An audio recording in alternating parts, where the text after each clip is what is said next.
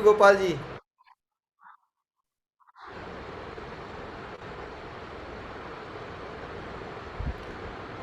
Dileep ji, Ah, I'll call Ashutosh. Should I try to call him? yeah, call him. Put it in the mute and call. So, Yeah, yeah.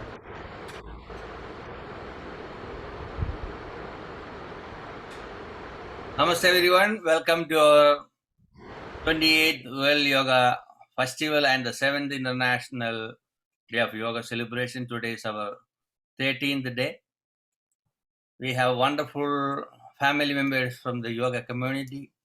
As Dr. Gopalji is here, Satyanarayan ji is here, Yogi Vishwa Kulkarni is here, Swami Adidharmananda is here, Yogacharya Sudarshan ji is here, and I'm waiting for another friend, that is Ashutosh Maharaj, who is teaching classes at the Tihar jail. Here we have two special guests. One is Dr. Gopalji. Gopalji, please unmute yourself. Gopalji, Namaskar. 1 minute. He is the president of the Global Yoga Alliance, long-time friends of me, and he's one of the person support us to have International Day of Yoga. Gopalji's floor is for you. Thank you very much, and very good evening to you, sir. And my pleasure to join today's meeting. Thank you, one and all.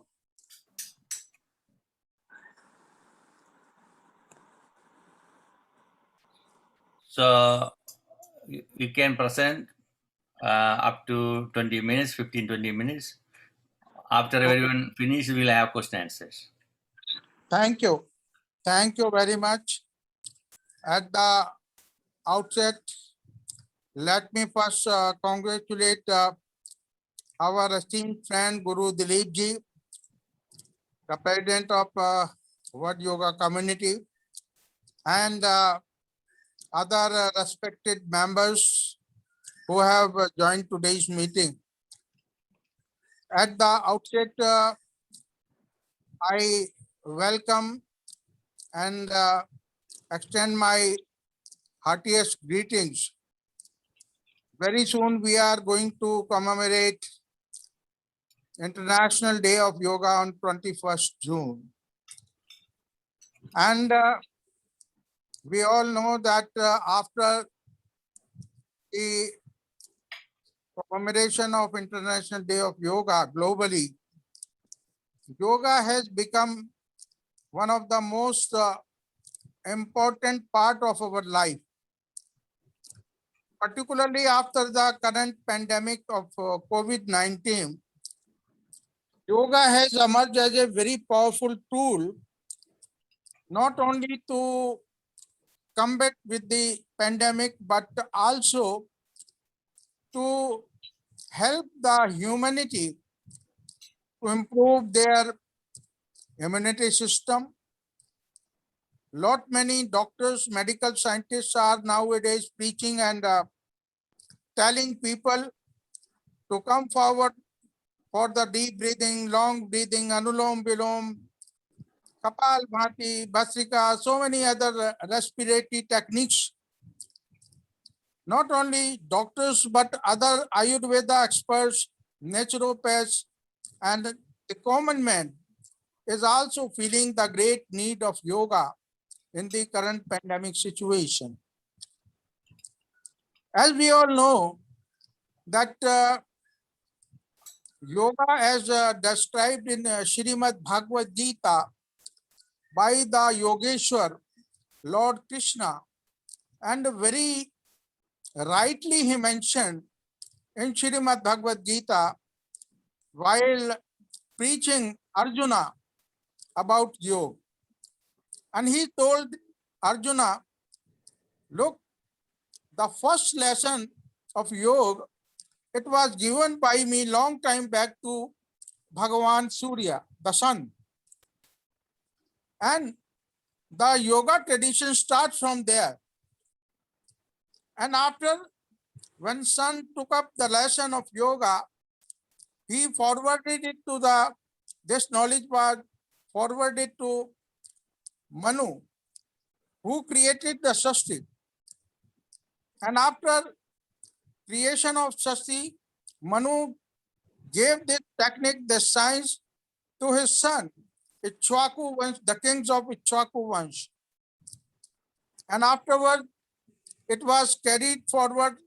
This torch was carried forward by many rishis, great sages and saints. And since then, sometime yoga is spread over the globe, sometime it is lost, and the things continue. But this is the old concept of Indian mythology which I told. But if you look into the current situation of 21st century, we have rich traditions in India to give this knowledge of yoga through Guru Shishya Parampara. It is a great parampara of Gurukuls from India. Our Indian education system was very strong in earlier days, where every student used to stay in an ashram at the early childhood, and he used to continue his knowledge affairs, his knowledge, gaining of knowledge from a guru in a traditional manner through Guru Shishya Parampara. So we know that still some Gurukuls are there in India, but in the process of growth and development, the education system was totally changed because of many reasons. It is not one reason we can say. But the most important thing which I want to share with you was, whatever education you used to take, engineering, medical, any other trade, but yoga was one of the compulsory subjects in our ancient traditional education system. It was mandatory for all. Nowadays also sometimes when we talk about yoga, many people say, oh, yoga should be made compulsory in all the schools of India. Yoga should be made compulsory, or it should be introduced in other curriculums also. Right now, I am also a guest professor of Delhi University, and I teach yoga to the B.Ed final year students, where it has been introduced as a part of the curriculum in the second year of B.Ed examination in India through the UGC. Many people knows that there is a plan even to introduce yoga now in the MBBS, the medical system syllabus also. Already in the Ayurveda, it has been a part of the curriculum. What I'm trying to say, that the people have started realizing the importance of yoga nowadays, and that's why not only the society, the educational institutions, even the government of India also feel, and similar feeling it is emerging in other Western world also. I have recently, 2 years before, I have visited few countries where yoga has been introduced in different forms. Like in my recent visit to South Korea and Bangladesh, I found it is emerging in a sports form. Recently, Government of India has also made Yogasana as a part of priority sports in the Ministry of Sports. So these are some of the developments of yoga which have taken place during the past few years. And that is amazing. Another important thing which I want to share with all of you on this occasion, look that yoga, though we have nurtured in a very traditional manner through Guru Shishya Parampara, there are some old institutions of yoga which impart training to prepare yoga teacher or yoga instructor or yoga guru, whatever the name you call. But at the same time, after becoming popular and after becoming a global phenomena, after particularly celebration of International Day of Yoga worldwide, the scenario has also changed gradually. When the things spread very fast, it is natural some shortcomings may occur. जितनी तेजी से चीजें फैलती हैं, उसमें विसंगतियां आने की संभावनाएं बढ़ जाती हैं. When the things are spread, the mass production, anything you take, when mass, I mean the things go to the masses in a mass form, then the quality control is difficult. Even today we will see, you take any product of China and Japan, we will find while Japan was able to control the quality, the China products produced so many things, it was spread over. The same thing happened with yoga also. What happened after becoming popular? Everybody was trying to create as many as good number of yoga teachers, because demand and supply. Demand became more, we have to supply yoga teachers. But in the process of development, what happened? The quality was lost. So many teachers started, the institution started producing teachers, as a result of which the duty, the responsibility which was confined to yoga institutions, to the traditional yoga institutions, it was also taken over by many non-yogic institutions in the form of systems of higher education, the universities, the colleges, the other institutions, and many more. And everybody started giving training of yoga, started producing yoga teachers, making yoga teachers, so that the big demand of the common man can be fulfilled. As a result of which, two things which have slightly deteriorated the standard of yoga. One of this was because the quality teachers are not available and people became dependent on the other teacher who don't have very in-depth knowledge about yoga. Secondly, what happened? That yoga became a profession. There is no harm if something becomes a profession. But at the same time, yoga also became a product. And once it became a product, then you can imagine the very purpose, the very scientific base, the very traditional system is lost. And in the name of yoga, many branches started emerging. Hot yoga, power yoga, acro yoga, what not. And recently I was surprised to see the new brand beer yoga. Very unfortunate. Because natural, it is natural. Because when one makes something product, you know, this deterioration will emerge in the standard, in the quality of the teachers, in the quality of the, you know, in the standard, and it is natural. So this is very, very alarming situation nowadays. And we all, as a global yoga family, there is a need to think about it. And this is one of the challenging situations before us. Another important thing, before I sum up my presentation, it is just I am sharing my in-heart feeling with you all, as I understand this is the great fraternity of yoga, yogis. I am very thankful to Guru Dileepji, because he and me have been associated in this field since long. And we have very rich traditions of yoga here. We are trying to spread the message in its right perspective. in its right form.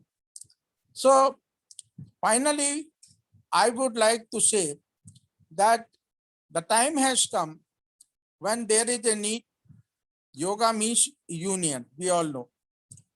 But unfortunately, nowadays what we have found, the unification, the union which is needed today in this field, unfortunately the things are spreading here and there, बिखरने लगी चीजें, and everybody wants to prove himself as one of the best yogi. At this particular field also has been involved in the rat race competition. The people are mad. When the people produce the product, everybody involved himself in the rat race. Unfortunately, this has happened with yoga also, which is not advisable, and there is a need to look into this particular affair also. Our rich traditions are to be followed. Our tradition should be followed by the people, by the great yoga masters who are having big responsibilities on their shoulders. It may be World Yoga Community, it may be Global Yoga Alliance, it may be any different traditional organization headed by the respectable yogis who come from the rich traditions of yoga. They should join hands together, and we should try to develop a strong and everlasting platform as per the need and requirement of the globe. We should try to give the best quality teacher to the world. We should try to get best knowledgeable people in the field of yoga to enrich the knowledge of yoga and to give the maximum benefit to the humanity in a technical, scientific, and traditional manner. With these words, I thank you, Guru Dileepji, once again for inviting me on this occasion as the guest of honor. It's my privilege, and I have always been associated with you and your mission. I know you have done a lot of good work. The biggest thing which you have done for yoga is that linking this with the United Nations. It's a great achievement, and you are our brand ambassador of yoga in US, and you are leading the World Yoga community very effectively. My good wishes are always with you, and we shall continue to give our whatever best possible we can give for the cause of yoga, for the growth and development of yoga worldwide. Thank you, Dileepji. Thank you very much. Yeah, I like to hear one more thing, because I know you practices yoga from childhood. You had a lineage, and you are the advisor to the National Service Scheme in India. You travel all over India and abroad, and we met in Argentina first time in 2005. And I know you had a lot of youth in your circle. And could you explain your history about the yoga, how you started, and how you implement with all the young people through the NSS? Oh, thank you, Dileepji. As a matter of fact, I started my yoga journey at a very tender age of 4 years when I was a very small child, because I come from a traditional family of yoga. My guru and my father, Yogacharya Dhyandarji, was a great friend of Swami Dhirendra Brahmachari, who introduced yoga first time in Indian school in the history of India after independence. And our father, he was also instrumental in introducing yoga in the school curriculum. Sometime even I was not born. Maybe I was born in 53, but maybe it was sometime in 54 or 55 when he was given a big responsibility of being the first assistant director of physical education of Delhi. And that was the time when people don't used to know much about yoga. My journey started after When I was born in 53 and I was 4 years child. I still remember some of the beautiful days and memories when he used to take free classes in the historical ground of Red Fort, in front of Red Fort, where people used to come in hundreds, and he used to teach yoga in the early morning, 6 a.m. or something like that. Many people used to come. Afterward, many more Swamijis came, and Swami Dhiren Brahmachari came. He also started taking classes in Kursia Garden near Interstate Bus Terminal. Then in Birla Temple, there was another yoga expert. And this was a sort of traditional teaching I'm talking about. Gradually, we have grown up, and then he started in the school curriculum. Children used to practice that time there was no yoga teacher in the schools, but there were physical instructors. They were given short-term training of 1 month or so. So then they were trained by my father, then they were trained by Swami Dhiren Brahmachari ji, many more, Lonavala, Kevaledham. Some traditional institutes started producing teacher, and then they were put into the schools. They were also given the responsibility of a yoga teacher, and gradually the things were developed. It started taking shape, and it was wonderful. So that's how the journey was started.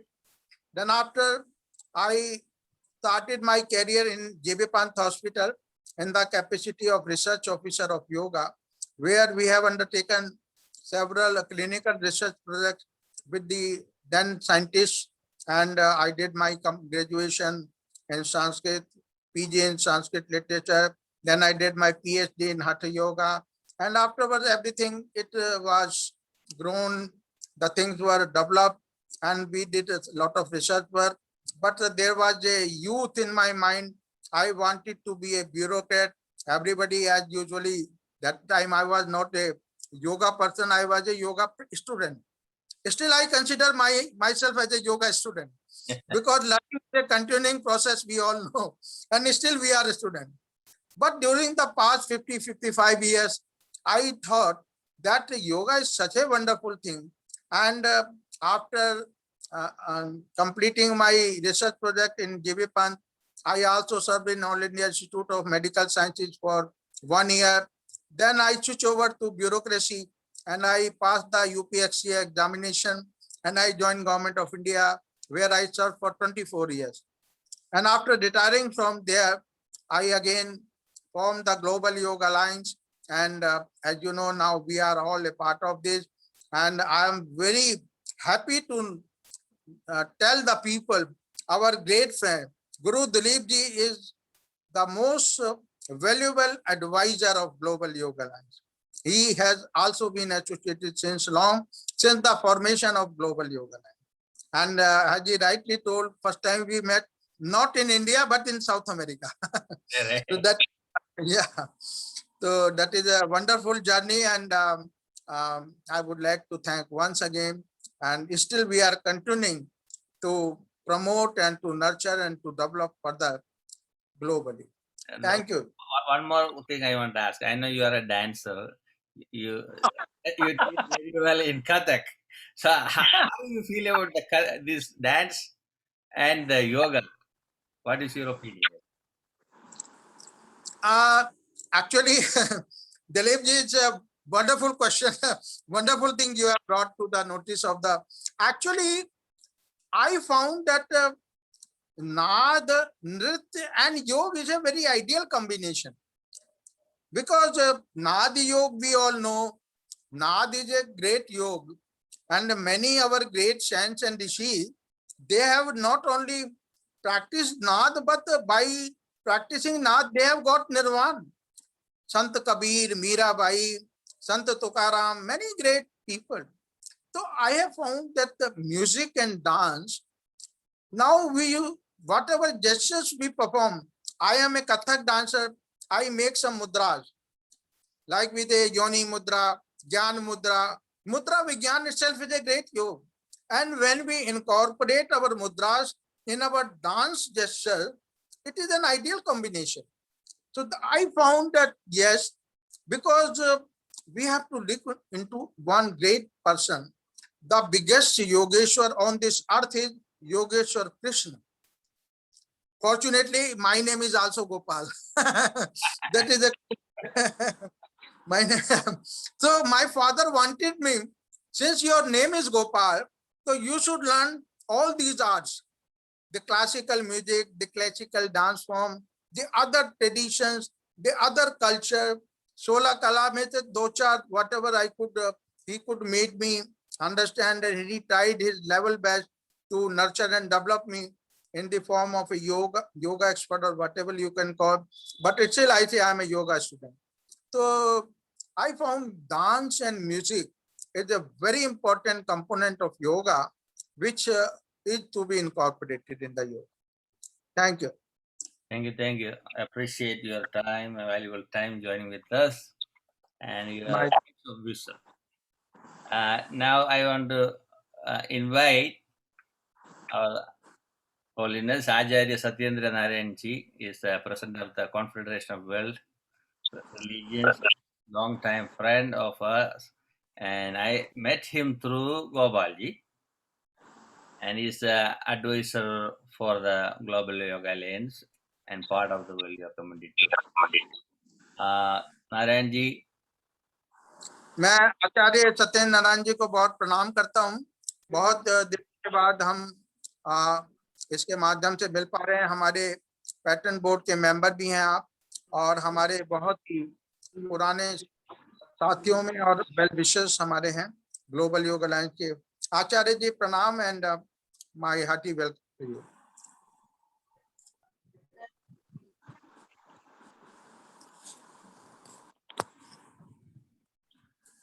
SD, you can speak.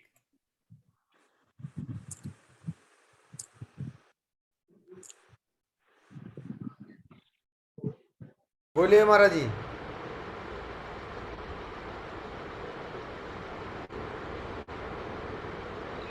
Because of the microphone, you may not.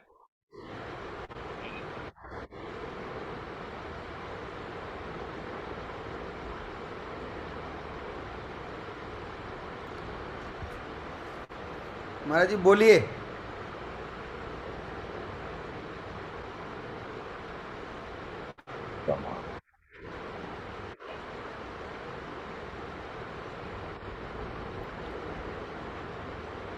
बोलिए महाराज। Gopal,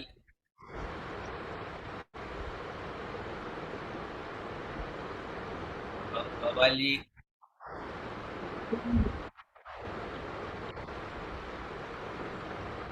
I think his line may be.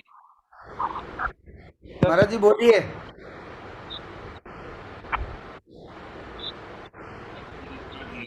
Well, hello. yeah, we हाँ can. जी महाराज जी बोलिए। नव जी अभिनंदन, आप लोगों का सादर अभिनंदन। क्षमा चाहूंगा, कनेक्टिविटी और कुछ डिस्टरबेंस से अब जाके आवाज थोड़ी क्लियर हुई है। बहुत सौभाग्य की बात है, हम सारे लोग वर्ल्ड योग डे का पूरा महीना मना रहे हैं, और आप सभी महानुभाव। Translate it. हाँ जी। Swami Dharmananda. Ji. Can you translate when he speak? If you allow, I can speak in English, but grammatic. Yeah, many. So you no problem Maharaj ji, please speak in English. will translate after that. Fine. Okay. Speaking in English. हाँ, basically जो योग का इस समय चल रहा दुनिया के देशों में, और आप सब लोगों के सहयोग से आज विश्व इससे लाभान्वित हो रहा है। आज यूनाइटेड नेशन में आप सबके प्रयास से योग विश्व के लिए एक अनुकरणीय विषय बन गया, और मैं तो ये कहूँगा कि हम सब सौभाग्यशाली हैं कि इस समय के साक्षी बन रहे, जो भारत ने पहल की और दुनिया के देशों ने सहयोग किया, और हमारा योग दिवस के रूप में यूनाइटेड नेशन ने इसे स्वीकार किया। इससे पीछे की सारी चीजें आप सब लोग जानते ही हैं। ग्लोबल योग अलायंस का, हमारे जगत गुरु दिलीप जी महाराज का और पूरी टीम का बड़ा पीछे से संघर्ष रहा है, तब जाके ये वर्ल्ड योग डे डिसाइड हो पाया। अब जहां तक बात आती है कि धर्म और योग, योग तो अपने आप में पूर्ण धर्म है, पूरा ही एक जीवन पद्धति है। और इसके लिए हम गीता का, योग वासिष्ठ का इत्यादि तमाम ग्रंथों का आश्रय ले सकते हैं, जिसमें बार बार कहा गया है कृष्ण के उपदेश द्वारा अर्जुन को कि हे अर्जुन, योगी बनो, तस्माद योगी भवार्जुन, बार बार जोर दिया गया। और अब तो इस पे शोध होना चाहिए आसन के ऊपर की बातों पे। मैं अपने परम सहयोगी और अभिन्न अंग डॉक्टर गोपाल जी से, योग शिरोमणि डॉक्टर गोपाल जी से बार बार मेरा तो आग्रह रहता है कि हम लोगों को आसन के ऊपर आके, स्पोर्ट भी है, अच्छी बात है, लेकिन योग तो जो ध्यान धारणा और समाधि का विषय है, और स्थूल से सूक्ष्म के तरफ प्रस्थान, स्थूल शरीर से सूक्ष्म के तरफ प्रस्थान को, इस विद्या को भी प्रचार प्रसार का जिम्मा हम ही लोगों के ऊपर है कि योगी सचमुच का कैसे भूगर्भ समाधि लगा लेता है, कैसे अपने को एकदम पल्स रेट 0 कर लेता है और अनंत ब्रह्मांड में विचरण करता है।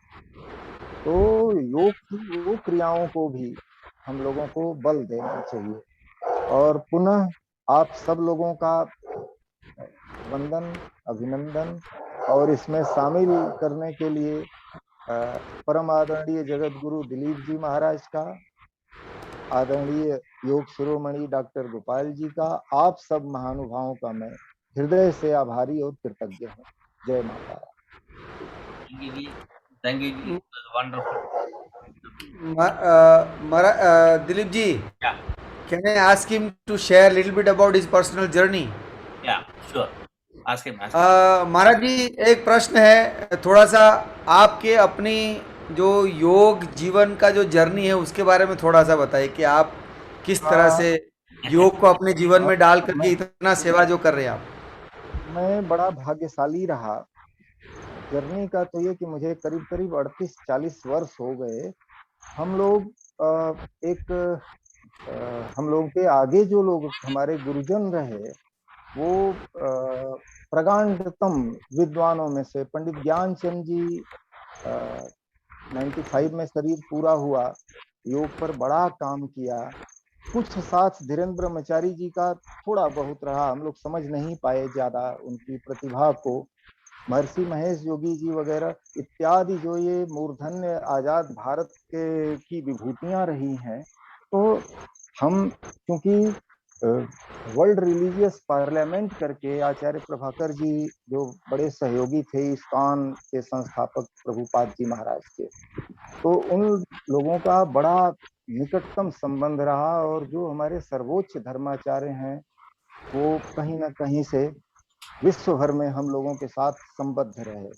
और हम धर्म को एक जीवन पद्धति मान के जीते रहे। सारी झगड़ा फसाद की जड़ जो है वो धर्म है, और योग विद्या इससे हम लोगों को बचा सकती है, ये हम लोगों का अपना व्यक्तिगत मानना था। और ये अभ्यास में भी देखा गया कि जो सचमुच के योगी हैं उनका कोई प्रतिद्वंदी नहीं होता।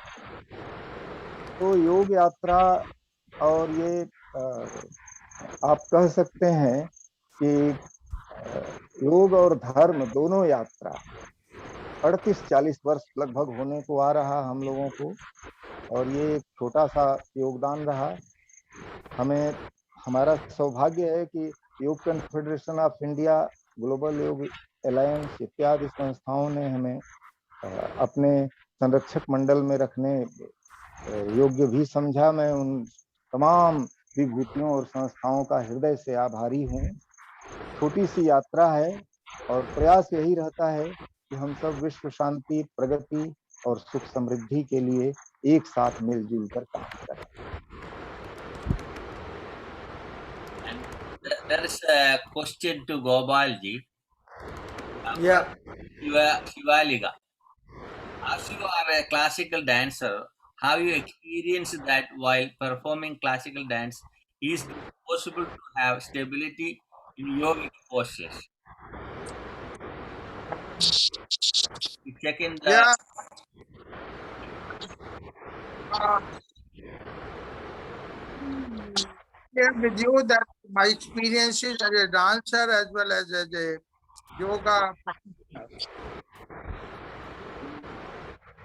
Two things are very common in yoga as well as in dance, and that is what we call the concentration of mind. Because when we perform, there are two parts of dance. We can divide it into two categories. One we call it Kala Pradhan and one call it Bhav Pradhan. Means Kala Pradhan means where your body posture it do lot of physical work. Like particularly in Kathaka, you will find a dancer when he performs dance, he takes so many rounds continuously, and sometimes it happens when he takes the round, it becomes very difficult to control, have a control on your body, on your particular posture. You may even fall down after taking continuously 20 rounds or 30 rounds or 10 rounds. Another thing is the physical activity in the dance form when we do. That is one part. Another part is the expression part, the face expression. We may have listened about now rasa, 9 different moods. It may be fear mood, it may be happy mood, it may be angry mood, different moods. And different moods when we perform through our expression. And then it becomes a combination of the physical activity as well as the expression. This is the beauty of dance. And when we practice these different forms in a organized manner, as per the training program of a dancer, you will find a similar type of activities we also perform in yoga. When we do pranayama, we do with the closed eyes, we develop our concentration on our breathing. We also try to concentrate when we perform any yoga. And when Patanjali says, Sthira Sukham Asanam, we should have stability in the posture. So the two practices are having lot of similarities. So definitely dance can help a lot in developing yogic practices in a smooth manner. So I think I've tried to brief about this. This is my personal experience because since I have practiced both, so that's why I can say. But otherwise, people usually say, because otherwise also we know yoga is not the thing to be taught. It is to be practiced by the self. So both the things when I have practiced, then I found that it's interrelated and it is having very strong relationship, interpersonal relation. Great. Thank you, Gopalji, for that explanation. Here, I like to ask one question to our Acharya Satyendra ji. Why we need all the religions coming together? Why you start this movement? बहुत सुंदर प्रश्न है, बहुत सुंदर। देखें, धर्म जो है मूल रूप से एक जीवन पद्धति के रूप में समाज को एकजुट करने के लिए रखा गया। समाज परिवार से शुरू होके पूरे विश्व तक जाता है। धर्म विभिन्न पंथों को मानने वाले, धर्म तो एक ही है, और वो है जहां दया हो, क्षमा हो, सत्य हो, अहिंसा हो। यही सब धर्म का लक्षण, 10 लक्षण बताए गए। और इन 10 लक्षणों में योग का सार छिपा हुआ है। जैसे यम जो आया, अब उसमें अहिंसा, सत्य, अस्तेय, अपरिग्रह जो पूरा जैन और बौद्ध धर्म का सार है, वो इसी पे आधारित है। ये हमारे मनीषियों ने बहुत पहले मार्ग दिखा दिया। और जो सनातन धर्म के बाद तमाम मार्ग, जीवन पद्धतियां विकसित हुई हैं, वो अपने अपने ढंग से मनुष्य के जीवन का जो असली उद्देश्य है, मोक्ष, उसको पाने के लिए प्रयासरत रही है। चाहे वो क्रिश्चियनिटी हो, मुस्लिम्स हो, यहूदी हो, जैन, बौद्ध इत्यादि। तो अब विश्व में अलग अलग पंथ पर लोग चलते हैं, और उनकी आवश्यकता योग के साथ मिलकर के मेरे विचार से पूरी हो जाती है, क्योंकि योग अपने आप में पूर्ण है। तो यदि धर्म और योग को एक साथ जोड़ लिया जाए, और हमारे तमाम धर्माचार्य, चाहे वो हमारे पोप साहब हों, चाहे हमारे इमाम साहब हों, हमारे जैनाचार्य हों, या हमारे दलाई लामा साहब हों, हम आपसी मार्ग को, कि हमारा श्रेष्ठ है और उनका थोड़ा छोटा है, इसको मन से निकाल दें और योग की शरण में आकर के सीधा सीधा मार्ग अपना लें, तो एक योग यूनिवर्सल रिलीजन कहा जा सकता है। ये एक धर्म मतलब जीवन पद्धति, और योग को यदि मान लेते हैं तो हमारा काम बन जाता है। हम इसकी आंतरिक क्रियाओं को समझ लें, उचित गुरु हों, उचित मार्गदर्शक हों, और यदि हम योग को पा सकें तो योग धर्म जो है आज दुनिया के लिए बड़ा उपयोगी हो जाए। इसी से हम बार बार अपने गोपाल जी भाई साहब से जब हम लोगों की चर्चा होती है, क्योंकि अब इस पीढ़ी में मैं ये कह सकता हूं कि गुरुजनों द्वारा दीक्षित कम लोग हैं, जिसमें एक डॉक्टर गोपाल जी योग शिरोमणि अभी हम लोगों के साथ सौभाग्य से हैं। और इन विभूतियों का, आप सब महानुभावों का दर्शन और जिम्मेदारी कि हम धर्म के भेद को कम करते हुए यदि योग को ठीक से अपने जीवन में आत्मसात करा सकें लोगों के, तो काफी चीजें सहज हो जाएंगी। तमाम जो झगड़े फसाद हैं, और जो हम लोग विश्व युद्ध के कागार पे रह रह के आ जाते हैं, योग विद्या इसमें बड़ा उपयोगी हो जाएगी। क्योंकि जब मनुष्य अपनी असलियत को समझ लेगा, जब वो दया का भाव ले आ देगा और जीव जगत और ब्रह्म को समझ जाएगा, ये तो एक ही है, वो ब्रह्म का ही खेल है और उससे भिन्न नहीं है, तो कहीं कोई फसाद रहेगा नहीं। इस जीव जगत और ब्रह्म के रहस्य को जानने की विद्या, एकमात्र विद्या योग विद्या है, और इसको समझना बहुत आवश्यक भी है।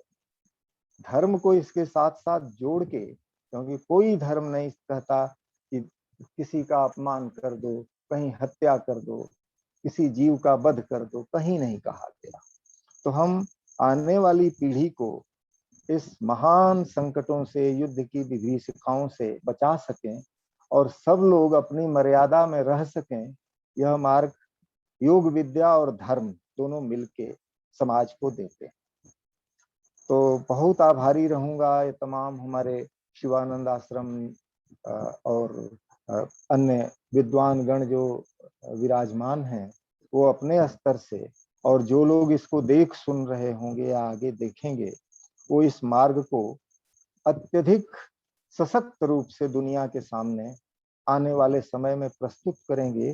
तो हमारा ये योग महीना जो चल रहा है, वर्ल्ड योग डे के उपलक्ष्य में तमाम प्रयास, ये सार्थक हो जाएंगे। धन्यवाद। Thank you, Ji. Thank you. That's a wonderful explanation. And it's a motivation for all the religious people to learn yoga. And those who don't like yoga, time to start. Appreciate. So now I like to invite Yogajarya Sudarshan Ji from Kerala. He's one of my old friend. I remember in 70s I met Swami Vishnudevan in a railway station in Ernakulam. Oh, I was not interested in these things, but when I went to Trivandrum, especially Neyada, for a NCC camp, there was a national camp going on. I was selected for a rock climbing course. So we have like a 1 month training program. We stay in a school in the bottom of the hill. Then evening we'll skip the camp. So our fun is we'll go to a restaurant from the government department. We'll pay 2 rupees for 2 sardine fish and boiled tapioca. That we cannot get in the camp.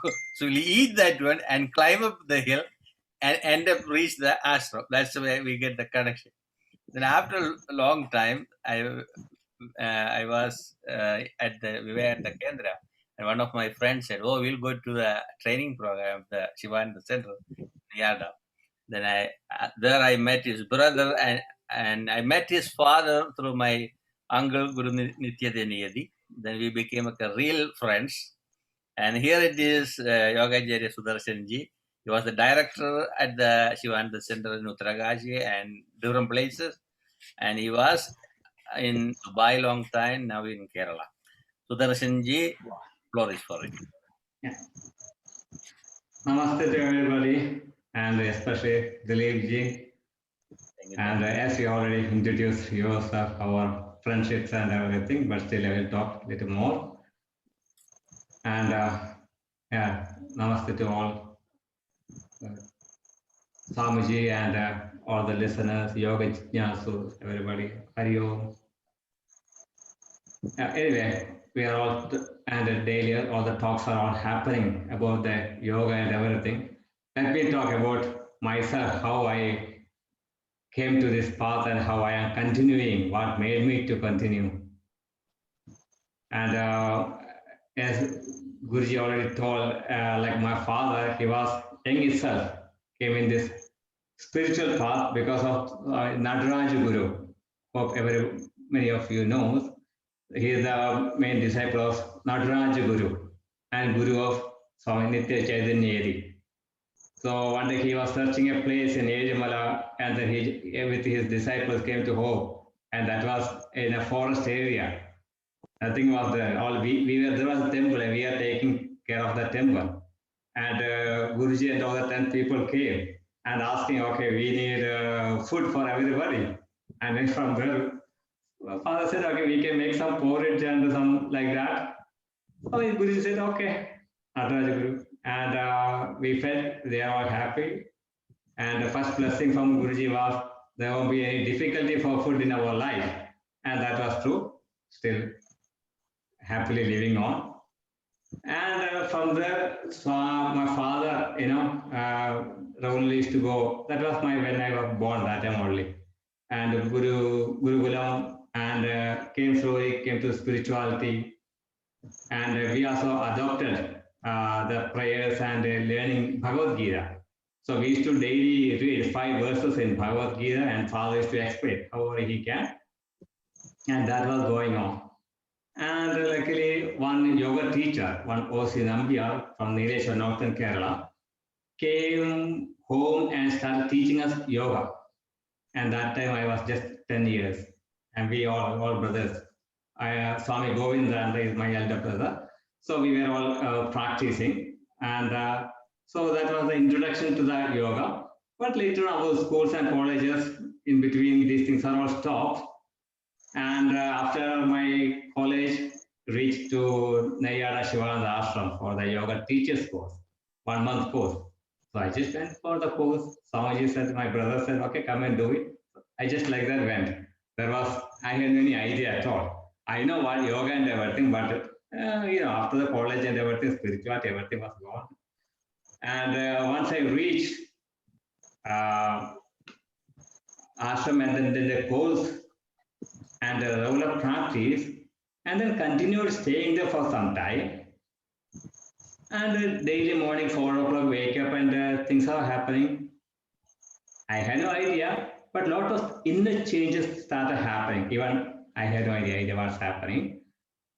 And just went for a month and stayed for 12 years there. And during the time, only our Guruji Dileepji also came there and did course, and he was also staff. We were all together in the ashram for some time. And then from there, I was taking care of some like in Chennai Center, Trivandrum Center. Then 8 years in Uttarakashi, Netara, we have an ashram. So I was there. So during the practice, what I want to tell about the yoga practice is nowadays, we do a short time yoga course and then we get the certificate. Already some speakers talk already about it, and then become yoga acharya and become teachers in the sadgurus. But the problem is how much practice we have, and this lack of practice is creating a big problem. Even when I did my course and then I was continuing the ashram itself, but then I thought I also become now I have certificate now, so I am a big yoga teacher and I used to teach yoga classes there and bending them but it took 2-3 years to understand that this is nothing and where how to go, and even my own practice also how things have changed. So what I want to tell to all our new teachers is practice and experience. Without experience, how we can teach through the books? Book knowledge is not enough to teach yoga. Same like, when you are hungry, if you give the best chef good cookbook and read it, hunger will go. Same way, theoretical knowledge is not enough for our own practice, for our own growth, and also to teach also. A practical. That's what our Guruji used to teach us, Our main, the word itself is an ounce of practice better than tons of theories. If we daily sit for 10 minutes for meditation, after some time you know what the meditation is. By reading any yoga book, like a meditation books, and people used to research in different meditation books. Is it going to give any type of meditation? But daily, if you sit for 10 minutes, in few weeks and months, means day by day, you can see, something is, you are gaining it. And that practice is lacking in most of our new yoga teachers. So my humble request is practice. Without practice, never go for teaching.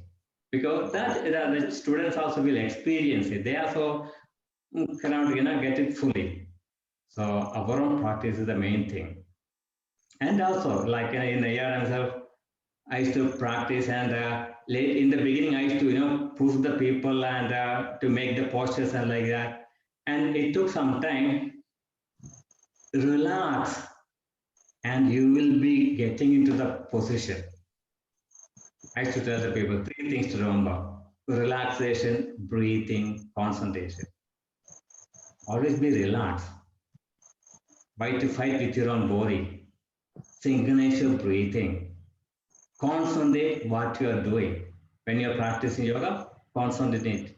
When you are eating, concentrate it. When you are watching TV, enjoy it. When you are in the beach, of course, be with the nature. But we are doing one thing and the mind is doing something else. That is Viyog. But we want the yoga. So yoga is a 24-hour practice. Most of the people think yoga practice is what we are doing, all the circles. That is the yoga practice. Anyway, nowadays it became like that. Very sorry. That is not. We can be in the headstand and we can put the TV and watch in headstand. Is that the yoga practice? Nowadays, people go to music and for doing meditation or pranayama and everything. When you are doing pranayama, when you are concentrating yourself, how you are going to hear the music? Maybe it may help in the beginning to, for letting the mind go in here and there. Of course, in the beginning, it may be helping, but later on, these tools not at all going to help. Because if you are fully concentrated, you are not listening to music. Mind can do only one thing at a time. It cannot do two. Even we think you are hearing and you are like seeing. It's not happening at the same time. But in the fraction of a second, it keep on changing in different senses. That is why this is happening. Anyway, so I was very lucky to be in Uttarakashi and be there for 8 years. And so lucky to be with Swami Chaitanyaji Maharaj in Shivananda Ashram, Ujjairi, and had some classes with him. Every year he used to have, Upanishad class. And of course, we were so near to Ganeshpur, where now Swami Yadindranji is there. Premanji, we used to meet always and we used to share our garden, flowers, plants, and everything. And and there got a very good chance to experience, because before that I was in our centers so busy in teaching, even proper sadhana was not happening. But being in Himalayas and learning, and I got plenty of time for my own sadhana, and there I experienced a lot of things. It's not necessary, nice to talk about our own what all experience or like that. But still, what I want to say is, when our mind becomes so calm, like in a different level, there I experience how our body becomes so light and flexible. I can't do a lot of asanas. In my younger days, I was a rheumatic patient, like in childhood itself. I used to go to Kottakkal, Ayurveda, Shala, Kalikan Medical College. My 10, 12 years, in my younger days, I was until I was in the ashram, I was under medication. After yoga and everything, I don't know, until now, I never met a doctor. Even I am a kidney donor, never been to a hospital until now. So this is my own, experience. What yoga can we do? So I don't need anybody's explanation or anything to prove myself, what yoga can be do. And I have seen when I'm teaching also how people are also changing. Lot of diseases, not only the diseases, how their mental attitude and everything are changing. So in being in Uttarakashi and Gangotri, we had a cave, so I was staying there, and our Baba Ramdev was opposite cave also, he was there. So that's the time in 95, 96, that time. And yes, so I had a very good experience about the body became light, and for a week I can do any posture, anything, any bending, twisting, anything. Later I lost it, but that about a week, and that couple of times it happened, I can do anything. So then I understood what, our when we reach into the different level, how it helps or it changes our physically and mentally. So that was a good experience for me there. Anyway, so that was my yoga experience, and now still last 30 years I'm teaching and carrying on. That's a great Yeah. personal experience. I want to ask one question. Yeah. As a staff and the director at the Shivananda Center, you face a lot of difficult time or a wonderful times, and your administrative leaders were, some are Indians, some are Westerns. Foreign people came and administrating the centers. How Yeah. was the situation with you to face these different types of cultures in the leadership in the ashram? Actually, as I told by my young onwards, actually I was born and born and brought up with the Westerners only. That Gurukulam, there was all about 30, 40 Europeans, Americans, and everybody. So I was with them. So I never felt that difficulties. And when I was in the ashram there, Swami Mahadevananda, he was very much actually tuned with our Indian system, and he was doing so well. And he is the only one person there. And we had a lot of Swami Janardananda, Harioma, and actually my brother Govinda Anji, Girish Anji, and a lot of others who were helping me also to come up. Actually, Swami Janardananda only helped me to, take the Brahmacharya and continue in the ashram. He helped me a lot. And even to come to Uttarakanshi and learn everything. For my practice, they helped me a lot. And later on in the ashram, of course, there was a lot of difficulties. But in the beginning, that was when Swami Vishnu Devanji was there in the organization, like he was still alive. So it was, and we didn't have much that type of difficulties. Later, when I was in Uttarakanshi, of course, some difficulties and problems, because the Western mind run everything in that way of mind, and our yogic way of is and how an ashram is running, how we run. There's a big difference is there. So anyway, I was very well, I can manage that and go, so it was okay. I asked that question because we have that experience. Most of the people in the meeting, they don't have that experience. People know yoga training programs, courses, but the real life is totally different with the coping with other groups. And you see how Swami Vishnudevananda brought in the religious movement, the peace movement around the globe with the yoga. He was one of the pioneers. And him and Swami Chidananda and Swami Sachidananda, they all did wonderful work. And you mentioned about Swami Chaitanya, and I remember him. Even he came to Niyadam. I was the caretaker for him during his day. I had a wonderful time with him, and he came to New York. Yeah, we had a wonderful time. So I'm happy you are joined with this event. I hope Swami Govind and your brother will be very soon next week or something. So I'll be in touch. So I'm going to invite.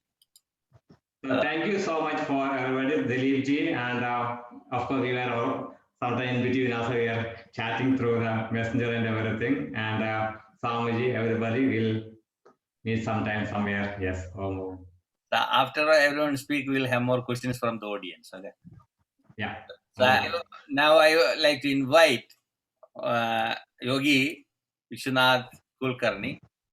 He got a Guinness World Record in 2016, and he's the CEO of the V Yoga World from Vietnam. Now he's living in Vietnam. Please, okay, you are here. Floor is for you. Namaste, everybody. Namaste.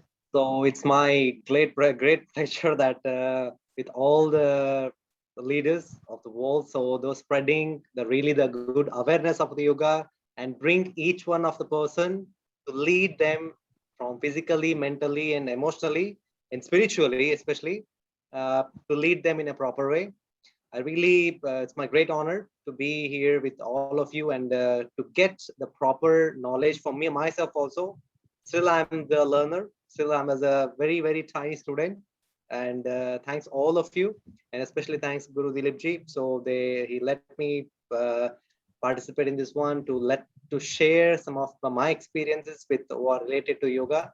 It's not that much the great way of like how we have been, but for myself, it's just like the way of the life, what we call it as the yoga. So for myself is like when I started from when I was 8 years old. So when my father, he used to do the yoga from his childhood.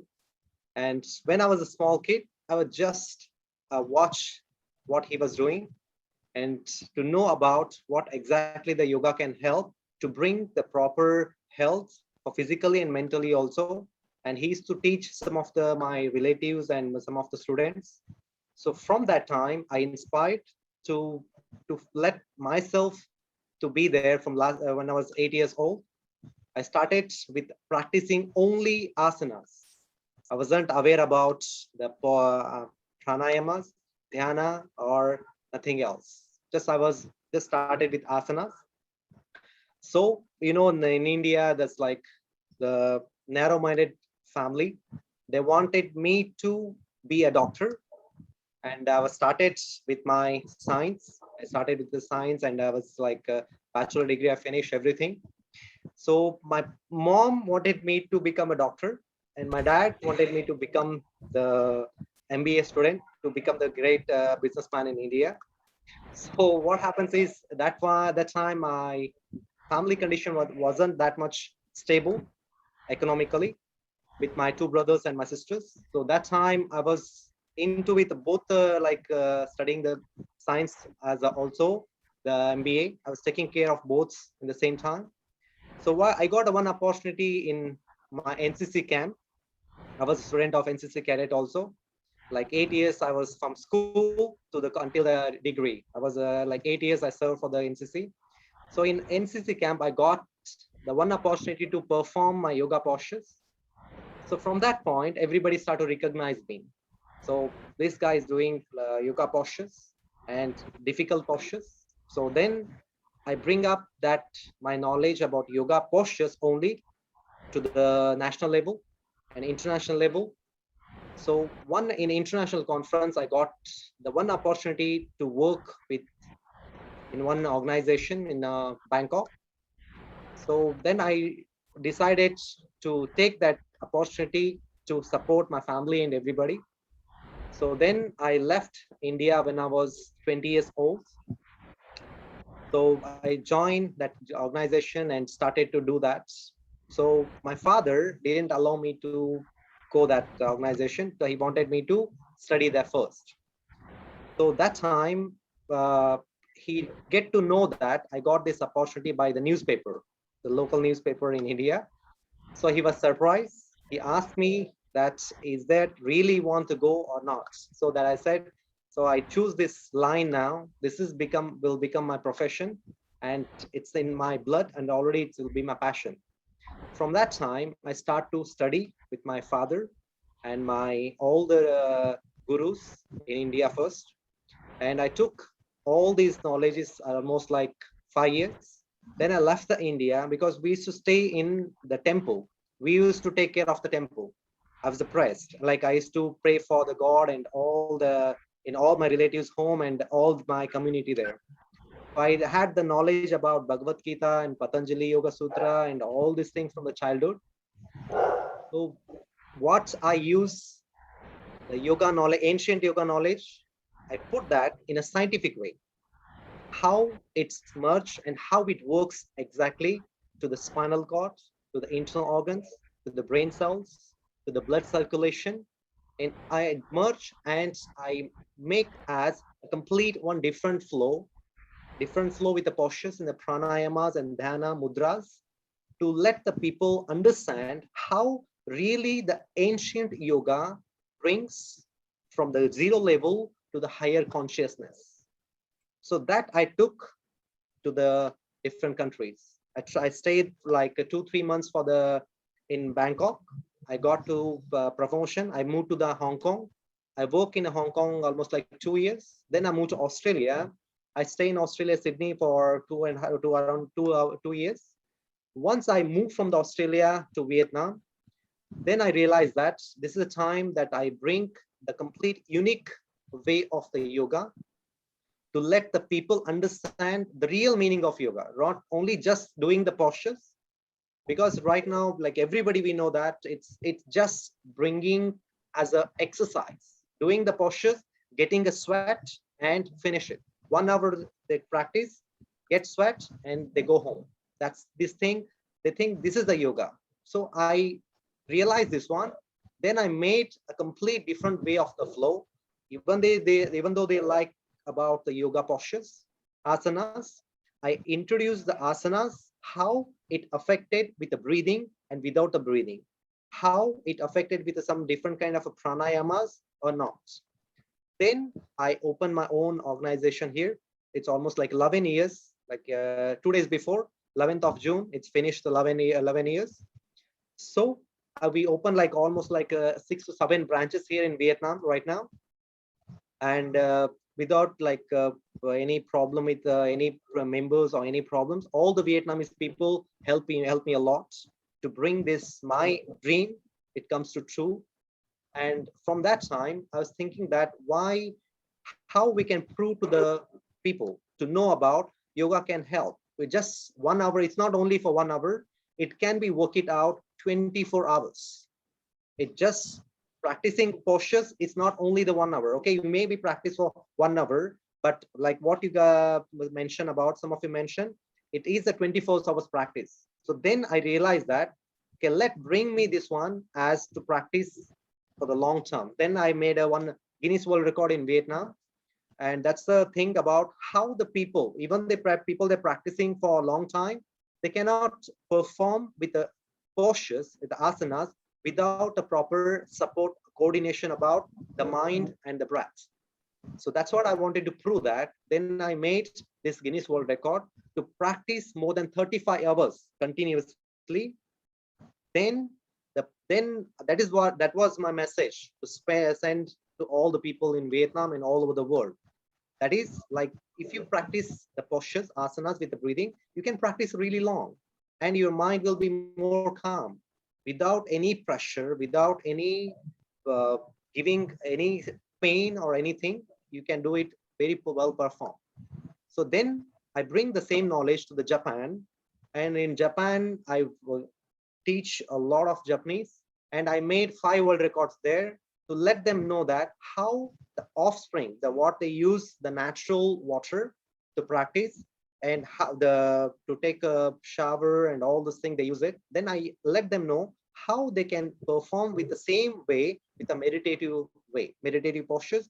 They can perform the meditative posture and to bring the same knowledge with a peace of mind.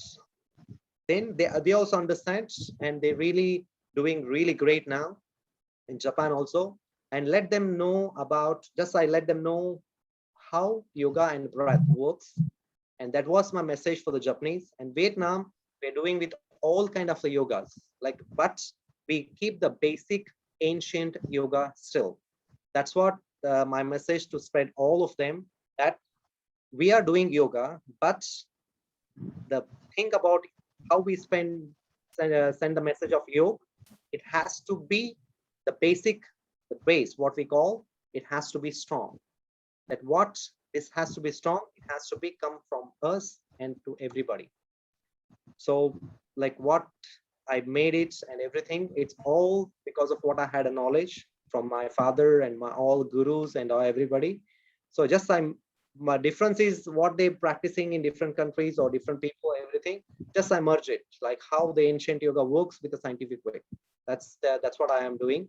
And just I will give my all the knowledge, those who need and those who spend in different countries also. So that's my journey of yoga so far. Still I want to do, if we had a plan to make it on 2 more world records, the Guinness World Records, but this is pandemic, it happens. So hopefully we will do it for the next year, and we pray to the God, let it finish this all the pandemic to bring the awareness of yoga to all over the world. And it's my great pleasure, really. It's I don't have any words to say that in front of all of you. I'm here, and this is my really humble request, all of you, that please give one way that to find out how we can bring the real yoga. This because right now in the, like what Gopalji also mentioned and some of you mentioned also, there is a problem with the trainers, the instructors. There is the problem with people, the one who teach. Just like, for example, if I teach somebody yoga, if they know about yoga, if I teach something wrong, they can let me know this is wrong. If they don't know anything about yoga, if I teach whatever I teach, they think just this is yoga, and they keep continuing that one. And the way of the yoga, the way of it's spreading now, it's not the right way what it has to be. That's what I feel. That's what I feel now. Because if we have any suggestion or anything, please you can share to me, then I can put it itself here, then we can spread everywhere in Vietnam also. Thank you all of you. And it's after a long time I met all of you. It's like the last time I met in Goa for the World Yoga Festival, and this is one of the way to meet you all. Thank you very much. Namaste.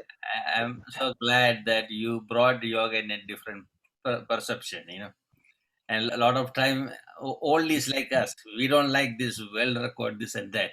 But you took it as a positive way to promote yoga, And what are you doing during this pandemic time? How do you handle all the students that you're teaching?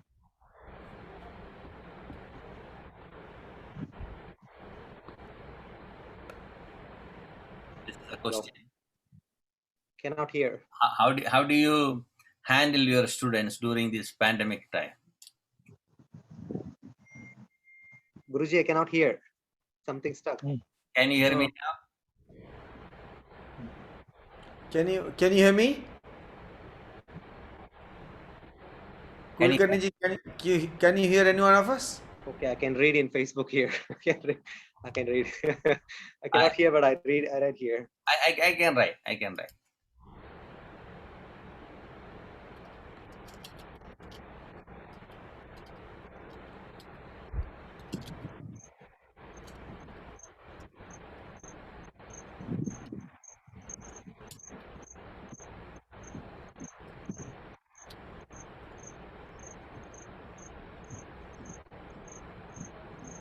How do you? So, hello. Can you hear?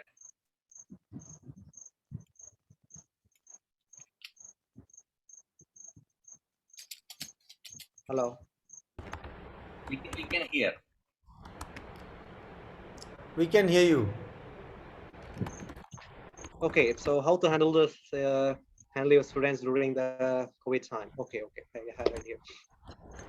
So right now is like what we have been doing. Like we are spending all the time to do the online. Like online means there is a problem with the connection. Like sometimes they feel.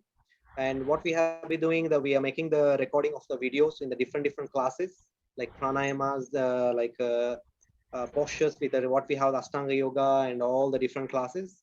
And we are like normal practitioners, we are just going for sending the videos to them, and those who are practicing regularly. And plus, if they have any problem issues with the health issues, we are treating them by online, like they're practicing in front of us only.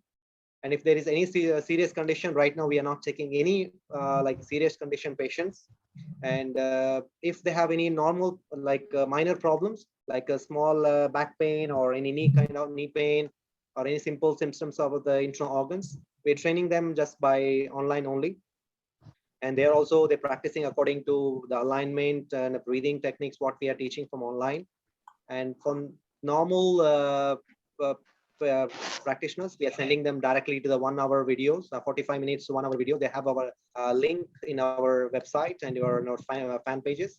They can just download the fan pages and everything. They just go with the practice. Thank you for joining us. Appreciate. So we may have some questions after all the speakers. Okay. So now Sami Dharmanda is Ashutosh is here. Or? Stuck. Still, I cannot hear so much. You may have to come out from the meeting and again join. That way it will work out.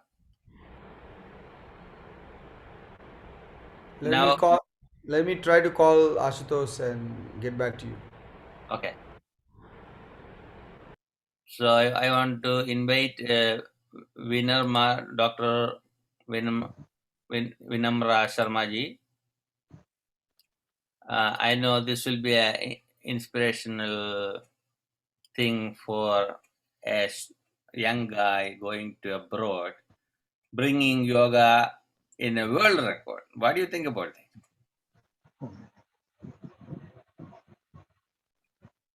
Hello, Guruji. Namaste. I'm audible? Yes.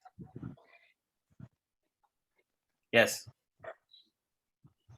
You really said it was very wonderful that I have very recently heard about listen the words from Pujniya Gopalji and that from that Pujniya Guruji and Sudarshan Yogaji and everyone I have heard. And very sadly that Vishnu Kulkarni ji, how that young dynamic yogi, I can say that, and he is teaching his students and that by the online mode, and he has means given a frame to that particular yoga, that training and teachings, because we most of time we have listened about that the main theme of yoga, that is the spiritual part, but they are including that new generation by its teaching pattern with this means from the practice to the spiritual, I can say, means of course because he's following the spiritual only, but he's well versed about the practice. So may I ask the question or that Yeah. after that? He, Oh, to him, I think out from the group, he may come. some audio problem. Yeah, yeah. Yeah, some problem. So, okay.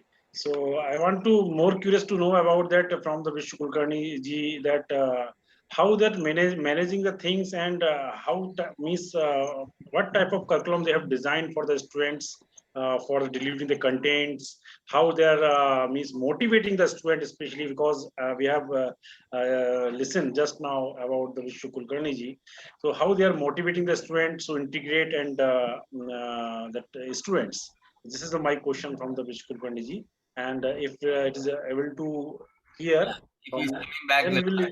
Yeah, sure, sure. okay, Thank you, Guruji. appreciate. Now I like to invite my spiritual brother, long time brother, that is the Swami Yadidharmananda ji. He's the managing trustee of the Swami Chidananda Sevashram and our global council member of the World Yoga Community.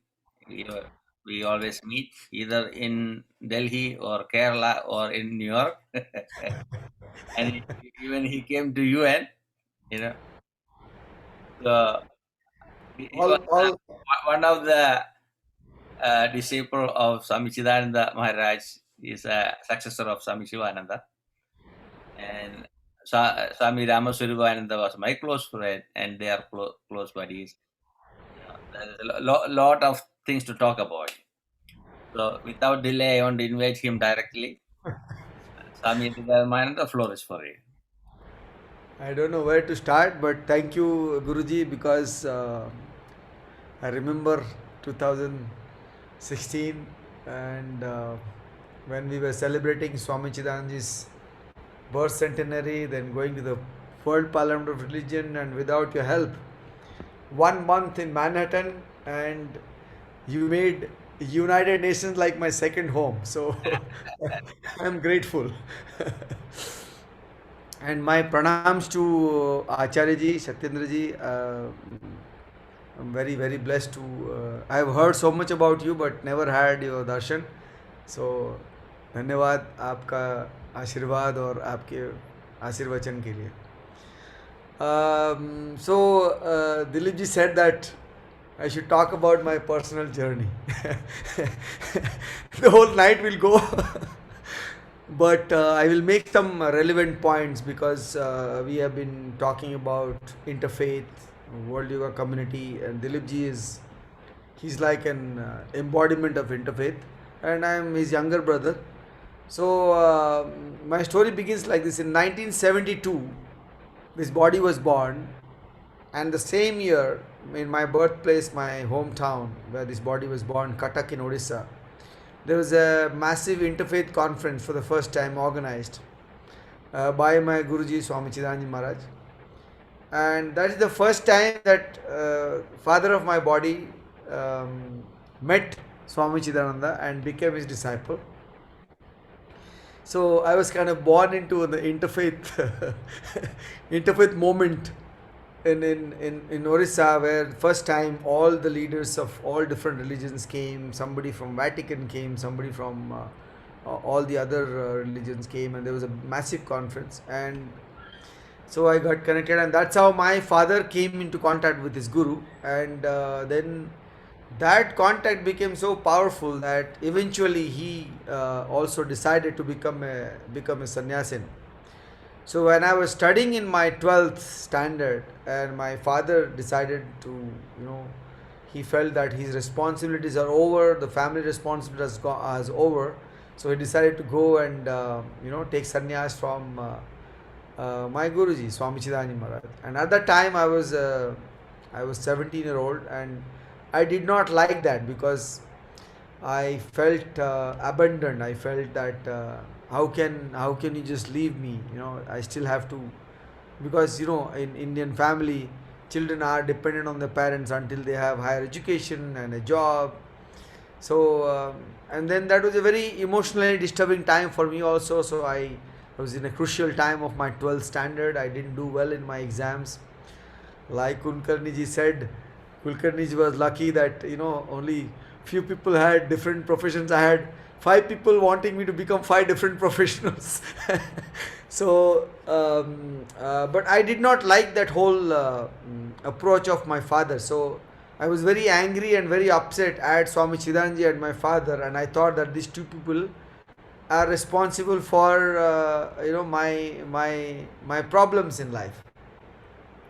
So with that anger, I came to Rishikesh to meet with Swami Chidananji and request him that please send my father back home, so that I can continue in my career. And there was a lot of anger, there was a lot of frustration towards Swami Chidananji and towards my father. I was very arrogant, very rude. And with that arrogance and rudeness, I approached Swami Chidananji and asked him certain questions. And during that meeting in the holy Samadhi shrine of Gurudev Swami Shivanji Maharaj, I asked a question, and he very effortlessly said, "Oh, why don't you ask this question to Swami Shivananji Maharaj?" And at that time, I was 17, I did not have any idea about spiritual life, about spiritual experiences. I was thinking in my mind that how can Swami Shivananda reply? He is even dead and gone before I was born. Because Swami Shivanji left his body in 1963 and I was born in 72. And I was thinking this in my head. And at that moment, Swami Chidananji, became very stern with big eyes. And somehow he managed to read my mind. And he said, "Don't think that Swami Shivananda is not here. He is very much present here and now. If you know how to approach him, he is available." So that was kind of my first experience towards what Satyendraji was speaking about, that let's go beyond asanas and talk about the realm of spiritual experiences that our ancient yogis have gone. So that was my first glimpse that I got from Swami Chidanji, that he could read my mind very easily. And then he asked me to take a dip in the Ganga and come to the Samadhi shrine and offer all the questions to Swami Shivananda. And I was wondering whom to offer, where to offer. Swami Shivananda is not there, and the Samadhi is behind a piece of stone. I was thinking in my own 17-year-old so-called rationalistic analytical mind, that as if Swami Shivananda is going to break open that Samadhi shrine and come in front of me and reply me my questions. But then I was overwhelmed with the experience that that he had just read my mind. And I went the next morning, I sat there, and I had a very, very powerful experience. I was very lucky and blessed to have that that passing down of that experience through Swami Chidanji and directly connecting me to this great master Swami Shivanji Maharaj. And I had a very powerful experience of his omnipresence. But that didn't change me overnight. I still wanted to go abroad, make a lot of money, enjoy life, give my family some success. So eventually Swami Chidanji also was very kind to me, and he almost took over my life as a guide, as a mentor, and he encouraged me to go study and work, and I went on to become a software developer, and some years in Hong Kong and some years in Southeast Asia. And but then during that time of my study in Delhi, I kept going back to Rishikesh, and and I got very wonderful, wonderful learning. Small things. They're very small, and the beauty of the legacy of Swami Shivananda and his disciples, and especially Swami Chidanji, with whom I spent so many times. I'm sure Guruji will relate because he's also connected to the legacy of Swami Shivananda through Swami Bua. So the wonderful thing about these masters was they always try to inspire us that yoga is not just confined to the yoga classes or to the satsangs or to the wonderful thing about this. So his approach was that bring yoga into your daily life.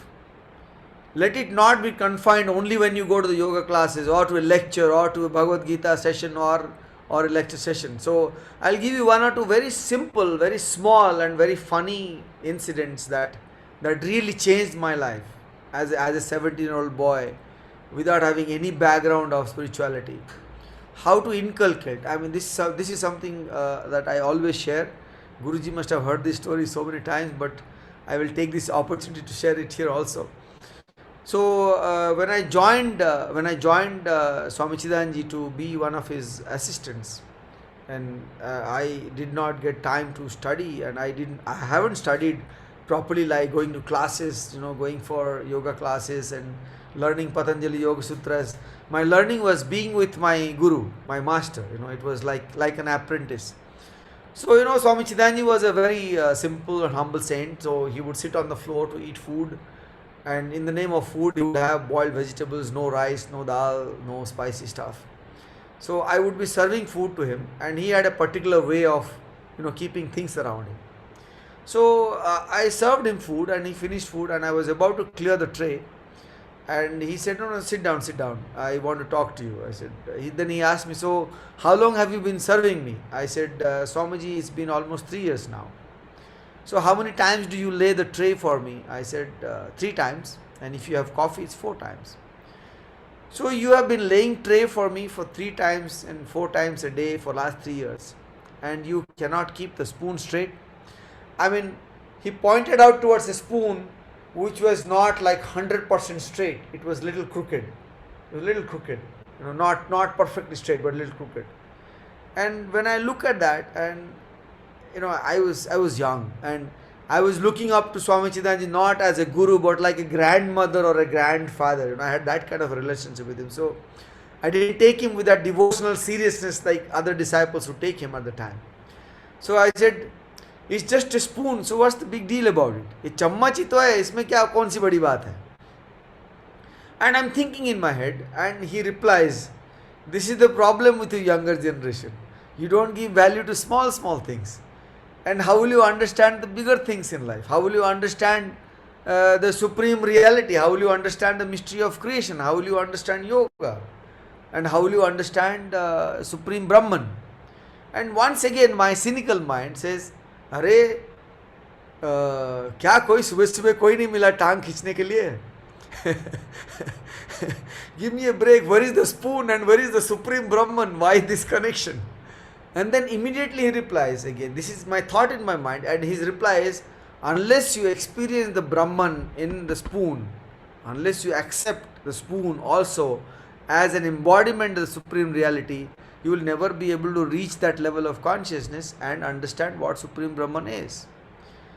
And at that time, I did not understand the seriousness, the depth of this small statement.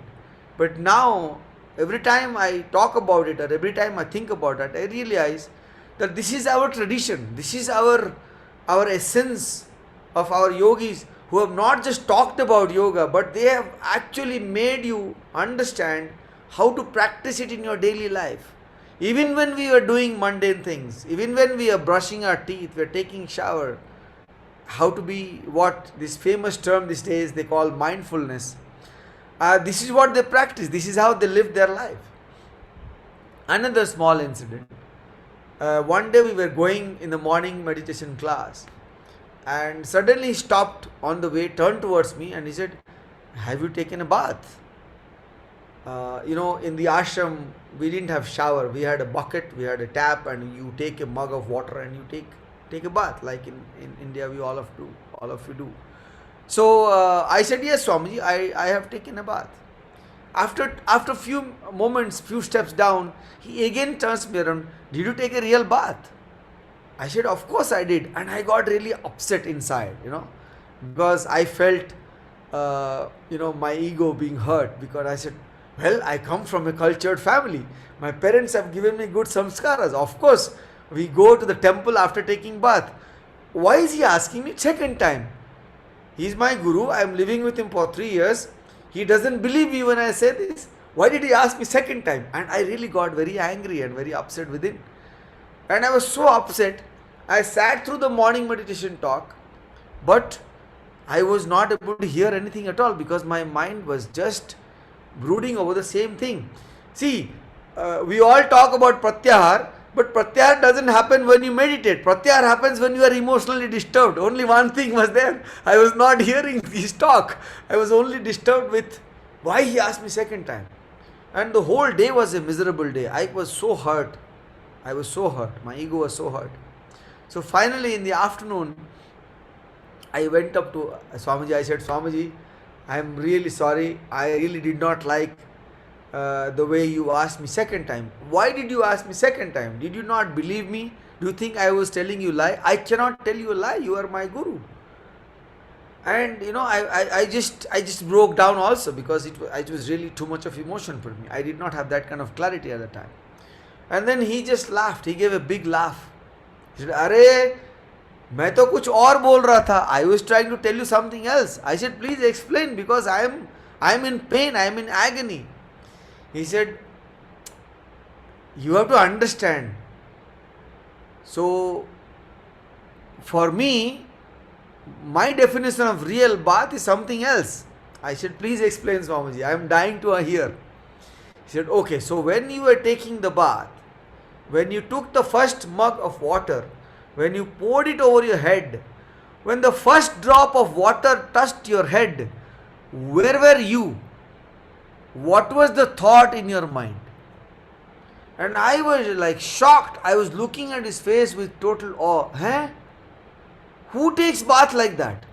You just go into the bathroom, you just pour water and you just come out of the bathroom. When are you who thinks that what is the thought going on in mind? I said, Swamiji, I have never thought like this in my entire life.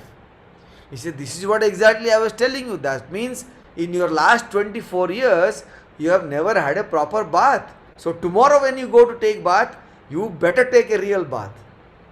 And these were the kind of initiations I was lucky to receive from such a great master.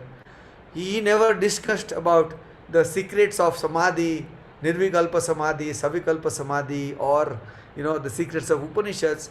And these were the embodiment of Upanishads in these small, tiny little happenings.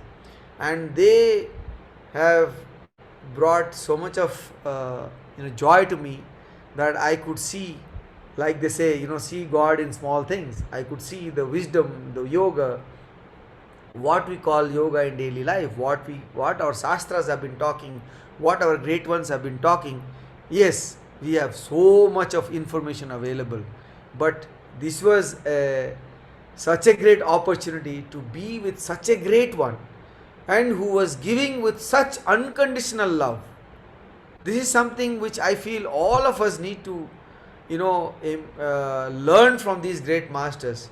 Yes, we learn all the theories we know. Everybody has that background of knowledge. But then what we require now is, instead of demanding everybody to learn Bhagavad Gita and Patanjali Yoga Sutras and knowing all the sutras, yes, that is good. But then I think if we can somehow, without judging the present students, how do we bring the essence of these great ideals from these great masters, these examples, and make them understand how they can practice yoga in their daily life.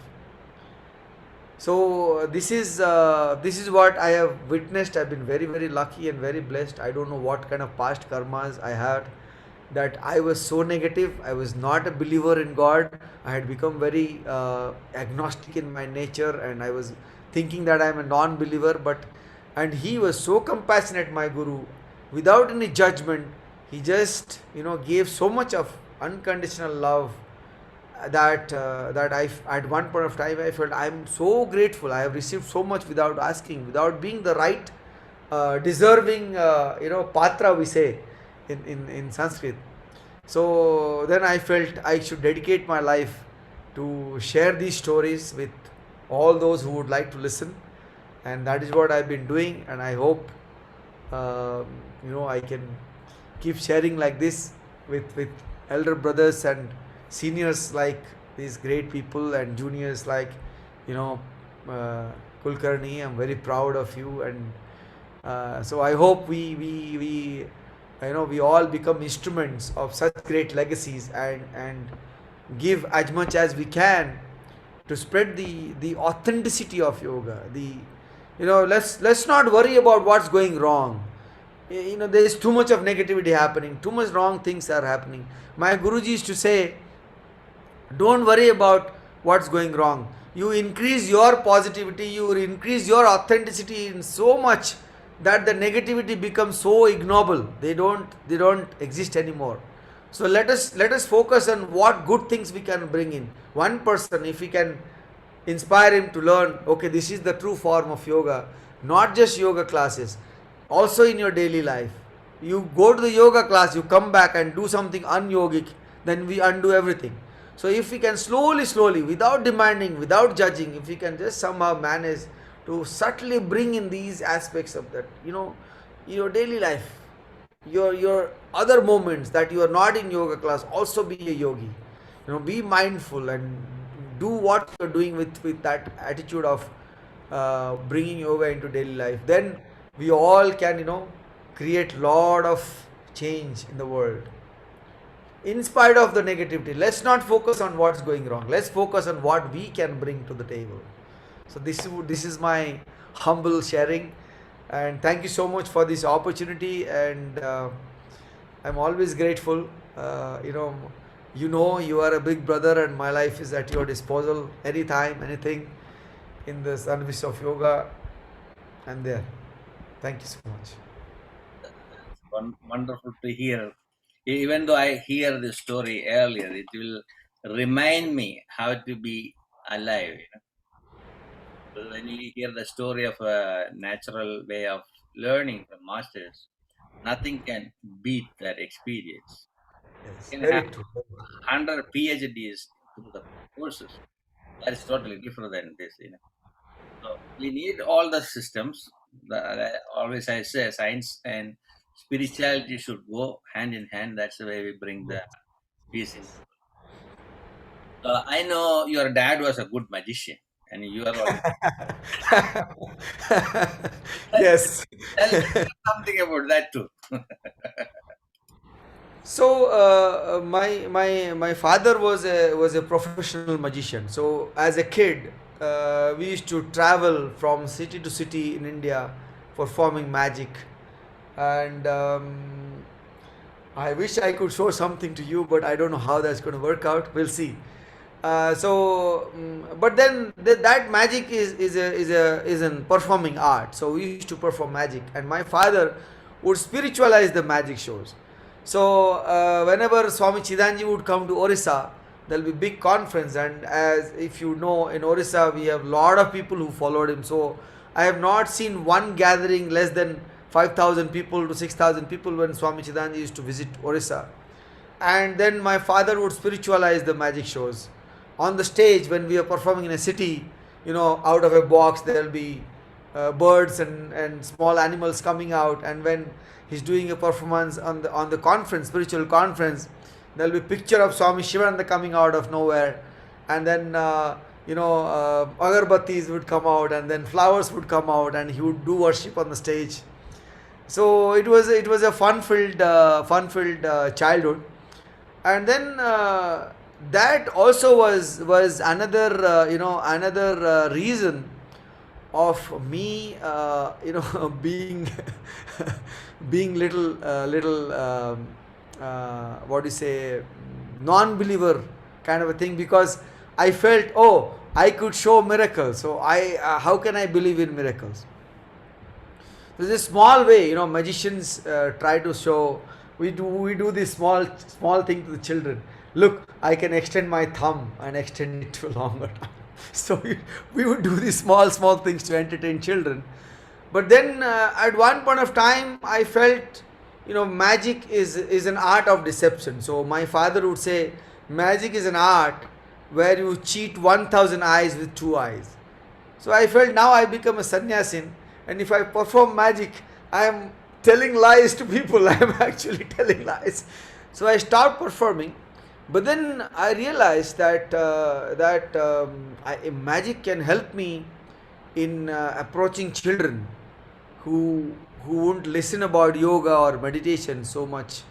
So what I do is I show a magic, I do a mathematical trick, or I would do some little trick and impress them, and they say, "Oh, we want to know how this is done." And then I try to bring, well, to do this you need to be smart in mind, and then you need to be fit in body. So to fit body, you have to have do yoga asanas, and to have proper mind, you should do pranayama, you should do meditation, and then you can be smarter. So I sometimes connect magic with mind and meditation, and I have done, and they have been working fine with children, with young people who are all the time on the Facebook or on the social media.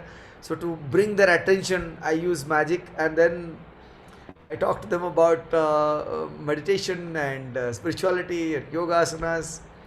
So it's been interesting. I've been using magic to inspire some young people to to mindfulness. So it's been quite good, and hopefully one day I'll see. Now I didn't know. You surprised me to talk about magic. If you had given me a hint, I would have made some preparation. I want to ask questions to different speakers in different ways. All are my friends, so I Smart. know all of you personally. So that way, I can show the differences in your personal lifestyle. Yes, yes, That is yes. important. Unity in diversity. That's our motto. Thank you, Serve all, thank you. serve all. We are here to serve everybody. Doesn't matter where we are coming from. For yogis, is a one global family or universal family. That's it. And I see Dr. Nirma Sharma like to ask a question to Usha, and another person, Vikram Singh, want to ask a question to Swami Yadidharma. I'm going Yeah. to invite Vinarmaji to ask the question first.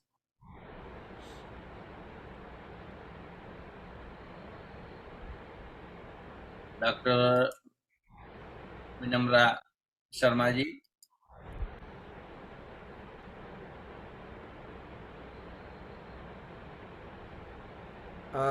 He's maybe not there.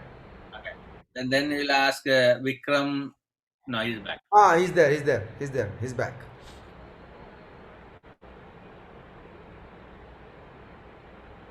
Please unmute yourself. Yeah. You can ask the question to Isha. Hello Guruji नमस्ते बहुत अच्छा आशीर्वचन मिला so मैं means okay Vishnath Kulkarni ji is back now. Yeah. So may I ask a question? Yes, please. Hello, Vishwajit Kulkarni sir. He's on the screen. I Okay, have okay. the recording. I can see all of them on the one screen. Okay. Okay, sir. So my question to you is how you are that delivering that course content to that young generation and motivating towards that spiritual knowledge of yoga and with that practical aspect of yoga. As you mentioned, how you are that delivering that course content to that young generation and motivating towards that spiritual knowledge of yoga and with that practical aspect of yoga. As you mentioned, how you are that delivering that course content and motivating towards that spiritual knowledge of yoga and with that practical aspect of yoga. As you mentioned, how you are that Oh, there's something is Okay. going on. So I'm not sorry. Now I'm not able to hear still, but I'm hearing from the Facebook. That's why I take a few seconds late. Yeah. Sure, no problem. So while it's a young generation is really that's the main next pillar, next generation of the to bring this the yoga knowledge to the future. So what we have been planning and what we have been doing from our side is like to bring them to start with the basic. It's not if you bring the yoga also, as like if you know about the government of India, it's already bring this as a yoga asana. Asana is as a one of the sport.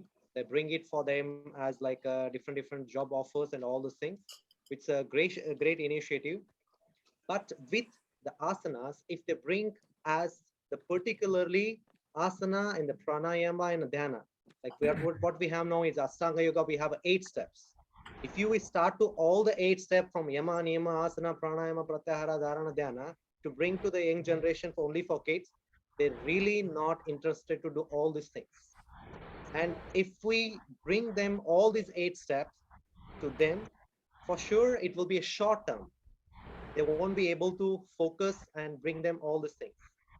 But if we bring as asana as a basic, asana, pranayama, dhyana, if you bring the only three is general with a coordination properly, for sure we can bring them to achieve something in the future. I'm talking about just basic to start first. If we start as asana as a particular with if you go with sun salutation or very like some kind of stretchings, bendings, these are the first step. If you take it as a mind power to improve their brain cells, if we like what we're talking about to work it on the brain cells, we have some of the simple way of the game to work it on the brain cells. For example, a human being, if we ask them to remember any kind of things, I tell them to remember, if I write down like 100 items, like a tree, like a table or anything, it's like 100 different things, they will remember at least for 10 to 15 things. But if I tell the tricks, how to remember all the 100, from 1 to 100, from 100 to 1, if I ask them to do it 5 minutes, focus on the brain cell, focus on the breath, if they bring the complete coordination with the meditative posture, they can able to remember all these hundreds things in just 5 to 10 minutes. It's very simple when they know about the before and after. For example, the before, they can remember only 10 to 15 hardly. But when they know about the trick, how they can concentrate slightly on their brain cells, how can they bring? For sure, they will remember all the hundreds. And not only remember the 100, you can ask them from 1 to 100 also, from 100 to 1, all the things they can remember very easily. When I was training, when I was in India 10 years before, what we have practiced that one, what my guru gave me that 150 items, things, still I remember that. Because there is the way of to open up the brain cells, to let it bring the complete concentration there. If we can connect the brain cells properly with the proper way of the breath, which means the breath means the oxygen, what we call it as it's sending the oxygen properly to the brain cells.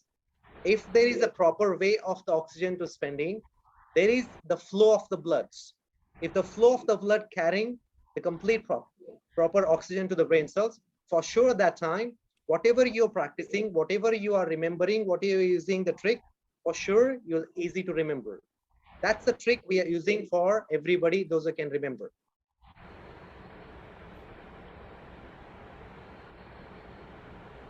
How Miss Guruji, if you that allow, then I can ask some question. Yes. Go on. Okay. Anyhow, Guruji, you have already asked that initially from the Bishop Kulkarni sir about that how the handle that this online teaching to the young generation in the online mode in during the pandemic. You have already asked. So my question is in continuation with this. That's how we integrated that modern anatomy and physiology and genetic aspects and molecular aspects, and because most of the students are that from the CBSE board and ICSE board of education. Now here means the students are taking admission in our the yogic means BSc yoga, and they are doing the MSc yoga. So how we integrated that knowledge and in that course curriculum.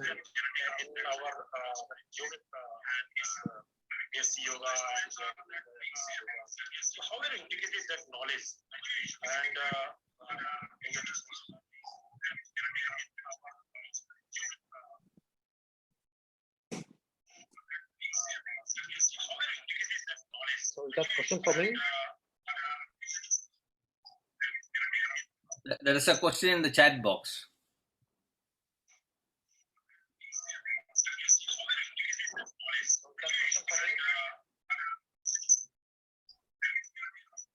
There's a question in the chat box.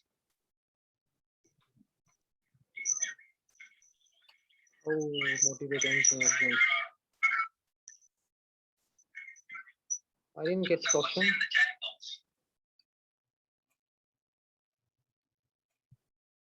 You saw the question, right?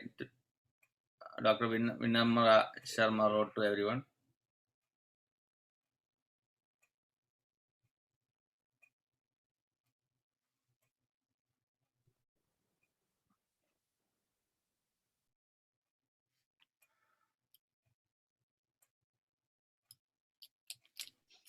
I'll write to you directly. Genetic and the molecular aspect in the. Okay, so what we know that it's about the physiology and the anatomy. It's like related to the medical science and all these things. We can connect these things with like what we have the ancient yoga techniques. For example, if we're talking about the flow of the postures, even you take the sun salutation. If there is a sun salutation, what we have been doing with a proper way of the flow of the breathing techniques, the flow of the breath, it moves properly in a whole body with the blood circulation. But when you know about the sun salutation, each posture, each way of the movement of the postures, it's connected to different part of the body. Where there is a part of the body where what we're doing, like for example, if when you're doing about Namaskara Mudra, it's a flow of the breath is normal.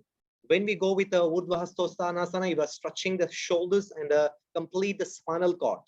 Where when you stretch the spinal cord, where the flow of the blood, it moves from cervical to the lumbar region. There is not only the way of, for example, if you're doing any other exercise, for example, if you're practicing the gym, if you're practicing the postures for like any exercise for the shoulders, there is the only working on the shoulders. But when you're practicing in a yoga, the whole spinal cord, when you're doing some only stretching the hands, there is the movement of the flow of the breath, it moves to the whole body, where the blood circulation moves to the brain cells and the whole spinal cord.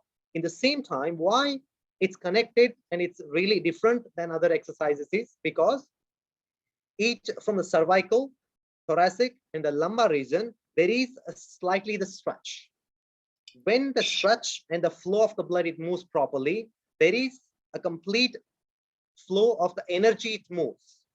For example, what we are doing in yoga is, if there is a proper way of the bending in a spinal cord without any stretching, if any pain or any pressure on the spinal cord, that time the spinal cord is completely bending naturally. We're not forcing anywhere. For starting, there is a starting posture, the stretching and the bending, it moves a little bit properly. But when you're talking about the focusing on physiology, there is the flow of the movement. The whole system of the sun salutation, it's not only one posture, all the 12 postures, it brings the person, normal what we are doing, it works on each spinal cord, it's each vertebrae of the spinal cord, plus internal organs. If any person doing this sun salutation, only 12 postures, with a proper flow of the breath, it works on a whole system of the human being. It's not only just we are focusing on, okay, doing up and down, we're just twisting or anything, not like that. We're not doing at all. The yoga, what sun salutation, we know already. It's already from the long ago, what our ancient saint and sages we made. But what we're doing, that the same thing, that time they explain a lot, but nobody understand that. But when we're doing the same sun salutation, just I'm taking an example of sun salutation, not only one posture, all the postures in yoga. Because in a sun salutation, if the person doesn't know any posture also, if he knows how to do these 12 postures in a sun salutation with a proper breath, with a coordination of the mind, 100% for sure, he doesn't have any kind of the problem related to the spinal cord or any internal organs. There is a proper way of the stretching of each muscles, each tendon, each flow of the breath from it. For example, what we're taking the oxygen, it moves to the brain, so the inside the body, that flow, the blood carries the oxygen properly to the brain cells. When we do the downward facing dog in the sun salutation, in a downward facing dog, the blood moves properly to the brain cells to activate more.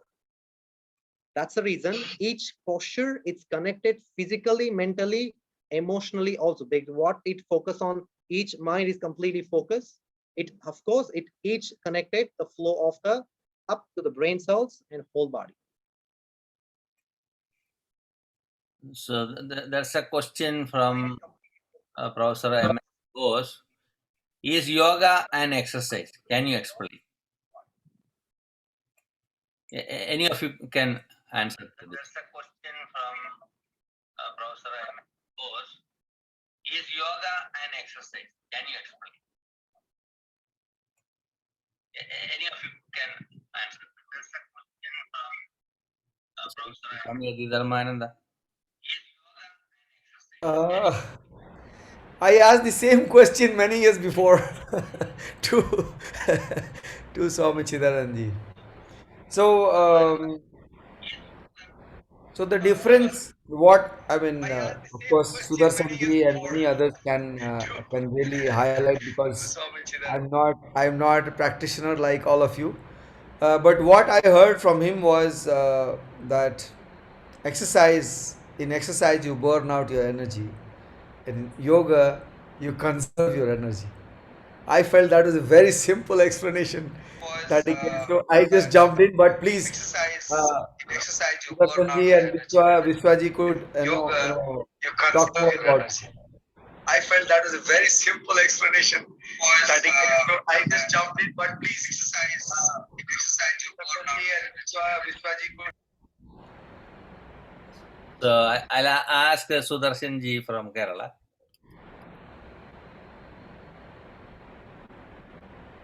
It is not at all an exercise, but it gives the benefit of exercise and more than that. But nowadays, in modern time, we have brought this great yoga into the exercise level. Exercise is like a very, very lower level it is. Means exercise is good for our body, of course. I'm not talking about that. But when we do yoga in the yogic way, we get the benefit of exercise and physical, mental, spiritual. In these three level, we get the benefit. And this three level benefit, then only it is called yoga. So nowadays we need to think if we are practicing yoga or if we are practicing exercise nowadays in the name of yoga. If Guruji permit, may I answer this? Yes, please. So it's a very wonderful question, and most of the time that students still ask, and we'll also face the question from our patients also, and that some general public also.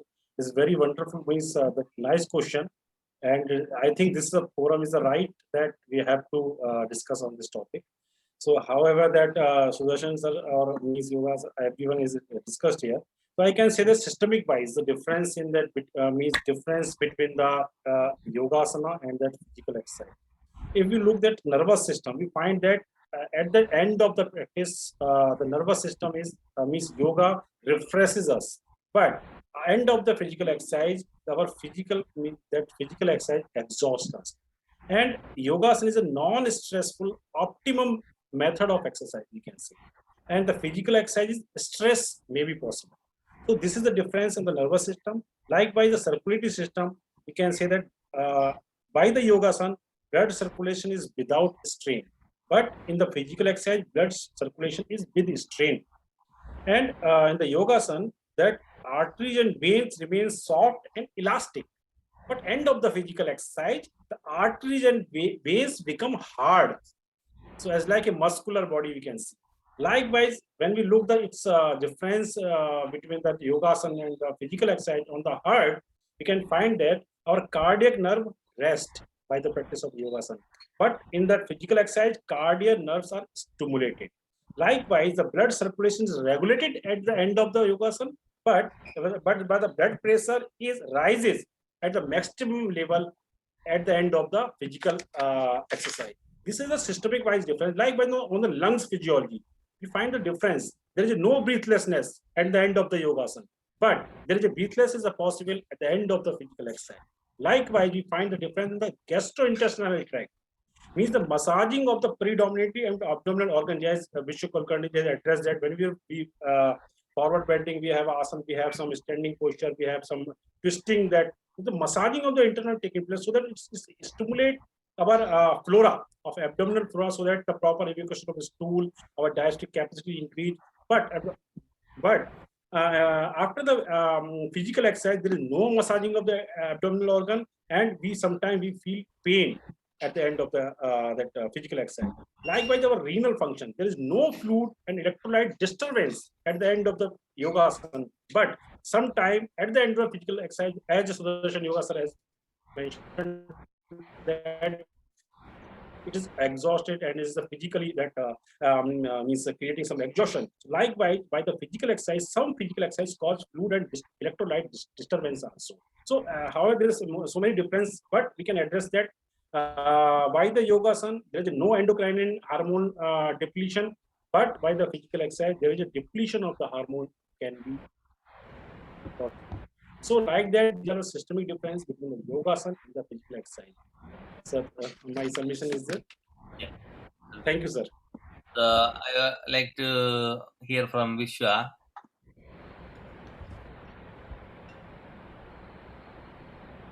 My submission is that. Thank you, sir.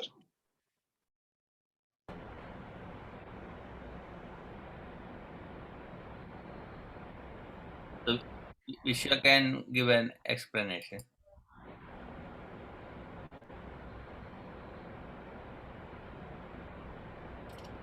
Still having some audio problem, I guess. Yeah.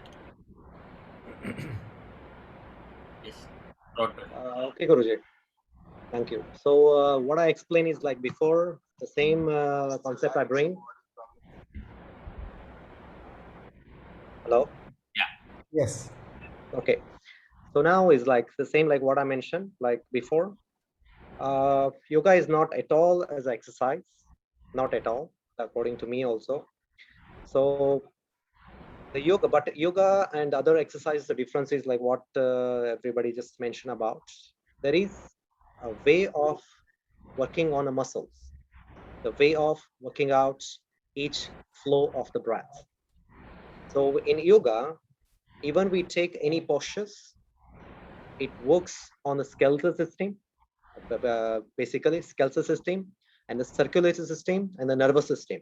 It works very easily and we would do any kind of a posture, it works on the flow of the breath and also the movement of the postures, it will help to work it on each different kind of systems.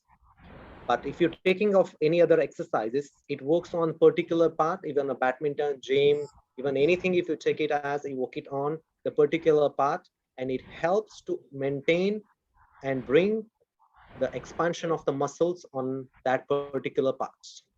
But in yoga, it works on the whole parts of the body in only same time work it on the whole parts of the body and also the flow of the breath and its coordination with the breath, which we cannot get any other exercises. But we not take as yoga as exercise.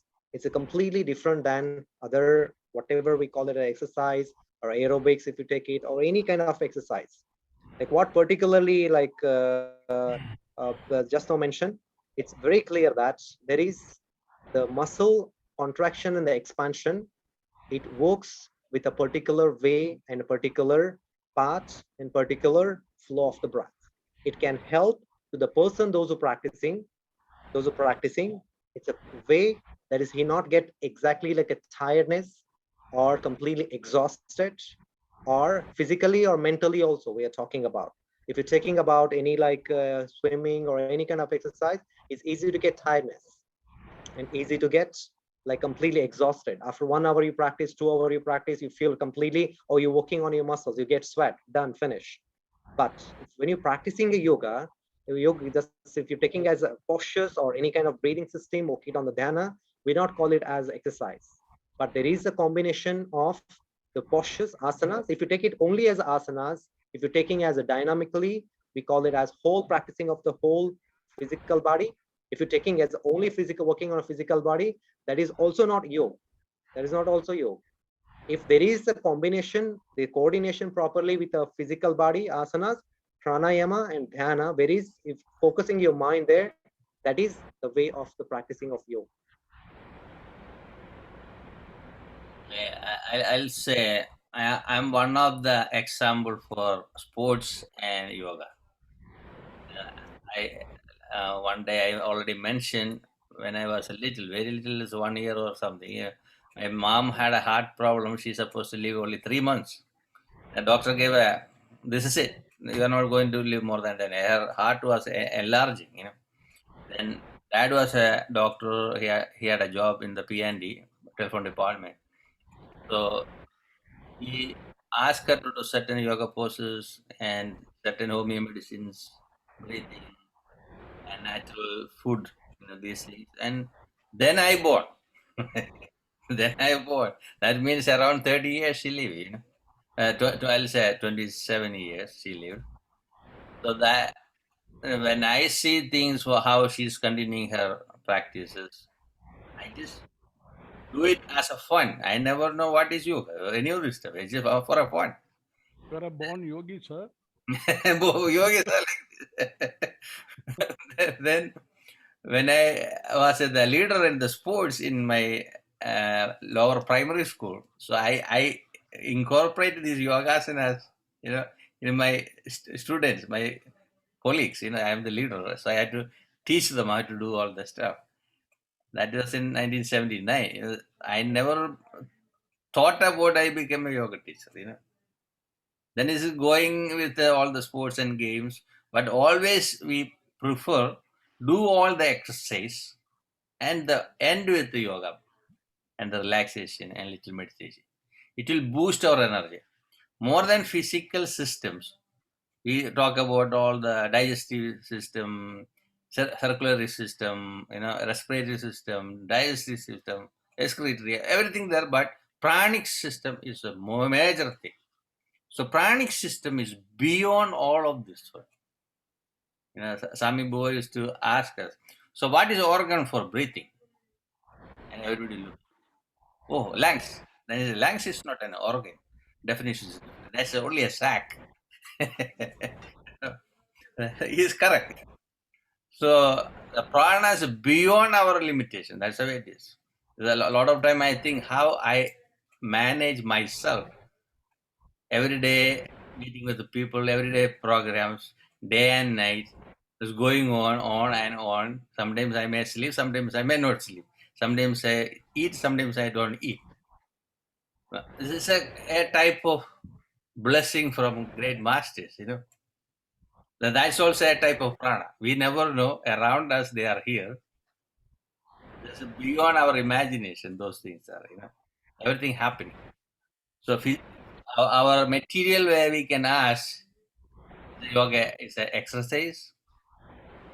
Yoga asanas are exercise, but supposed to do it in a spiritual way. That's the way we're supposed to take it. So like he said, over 30, 35 hours doing yoga poses with the breathing and relaxing and concentrative, like a meditation. You're doing a meditative style for a long time. We never get tired. Even those who are new, they come to the yoga training programs, they get tired first 1 week, then you get more energy. Sometimes I show my friends, just have only water for a week, nothing else. And I'll tell them, I'm going to do some hard asanas. Remember in 97, there was a camp in Delhi. I was doing fasting, and they asked me, oh, can you do a promo for us? I said, okay, I'll do the peacock. No problem. Usually during the fasting, you cannot do it. But I felt I'm capable to do it. So it's depend upon each person. Definitely, it's a karmic also part of it. The way we grew up. And this is unlimited. I remember Sami Bua perform Kechari Mudra very well. and he breathed through his eyes. He showed at the Indian consulate in 2007 during our festival, and we called one doctor from the audience to check is he breathing through eyes or not, and they cannot figure out. I said, bring a paper and put in front of his eyes, it will move. And we are holding his nose and mouth, So the yogis can do a lot of things. Yeah, that's wonderful. Our point is, we don't want the new type of yoga promotions going in a different direction. We have to protect the old teachings. It can be put in a new plate, that's fine. Nothing wrong with it. Keep the tradition as it is with the divine nature. That's important. That's why we're bringing these type of conferences, bring people and bring their experience rather than a bookish knowledge. Anybody can read books, but new people should hear about their friends' experience, and that will motivate them and lead them in the right path. I think I believe that part. I think Menonji want to ask something. Yes, sir. Yeah. Kindly forgive me if I'm asking everybody at a time. I Right. think the time is short. Right. I found Sri Gopalji a realist, and yoga's implications in pandemic, and at the same time his anguish at the natural reality of demand supply of teachers that has deteriorated the standard.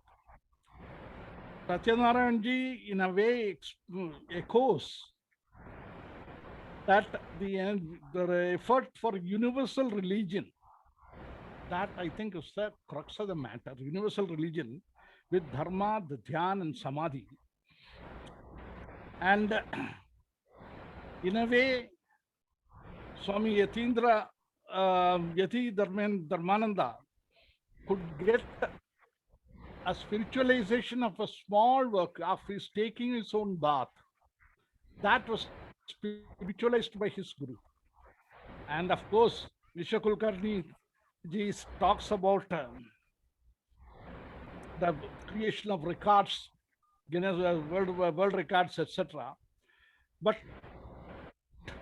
to get One more 64 siddhis. One more person, Sudarshan. One more is there.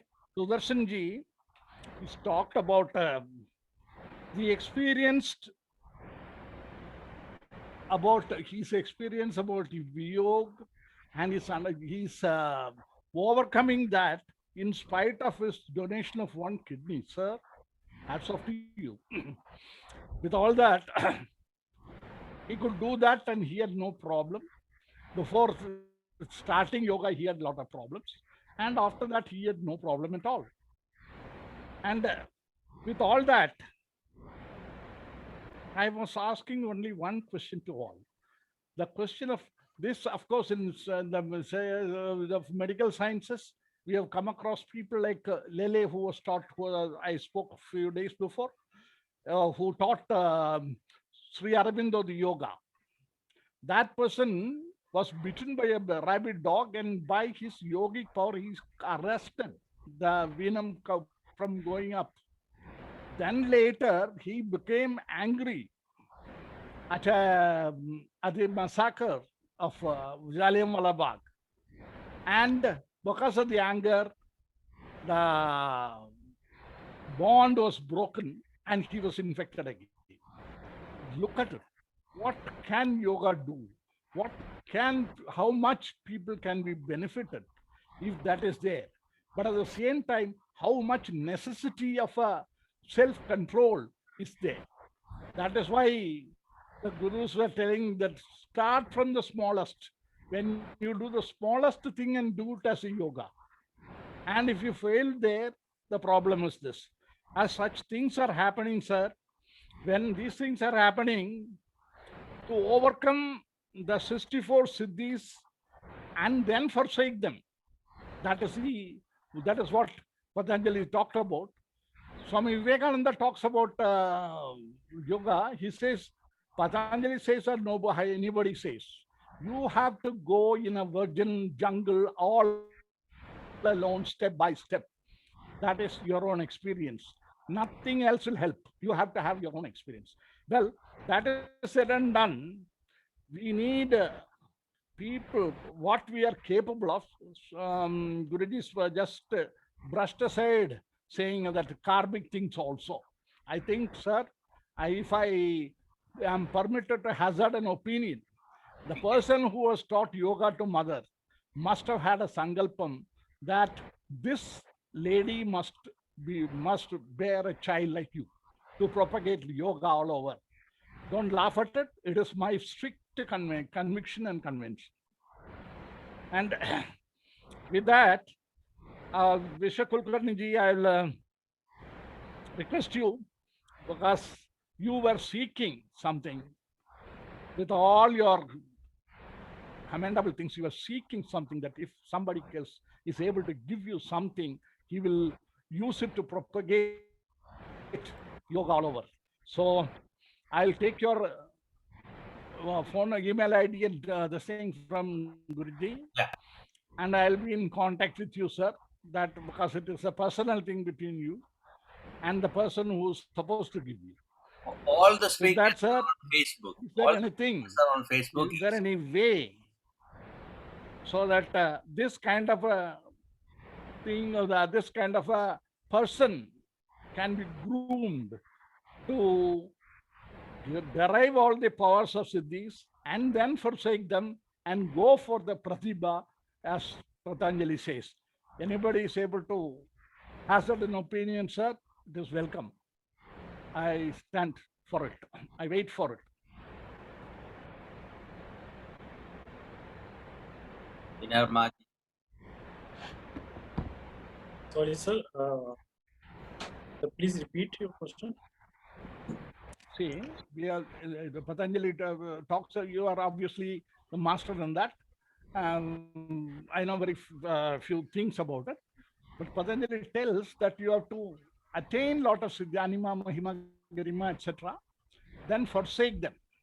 Then only you will be capable of getting that pratibha. So, and in a small way, what is this? Sudarshanji was shown, or not Sudarshanji, was that Dharmanandaji was shown how spiritualize one small activity, taking bath or keeping a spoon. That is, every work becomes a perfect thing. And that is what the way the yogi is supposed to do. And with that, his soul is enriched to act in every way, in every small single way. And that way has to be, people have to be groomed in that way to acquire the 64 siddhis and then forsake them and then go for pratibha, or the elevation of the soul. Will you please tell anything in your intellectual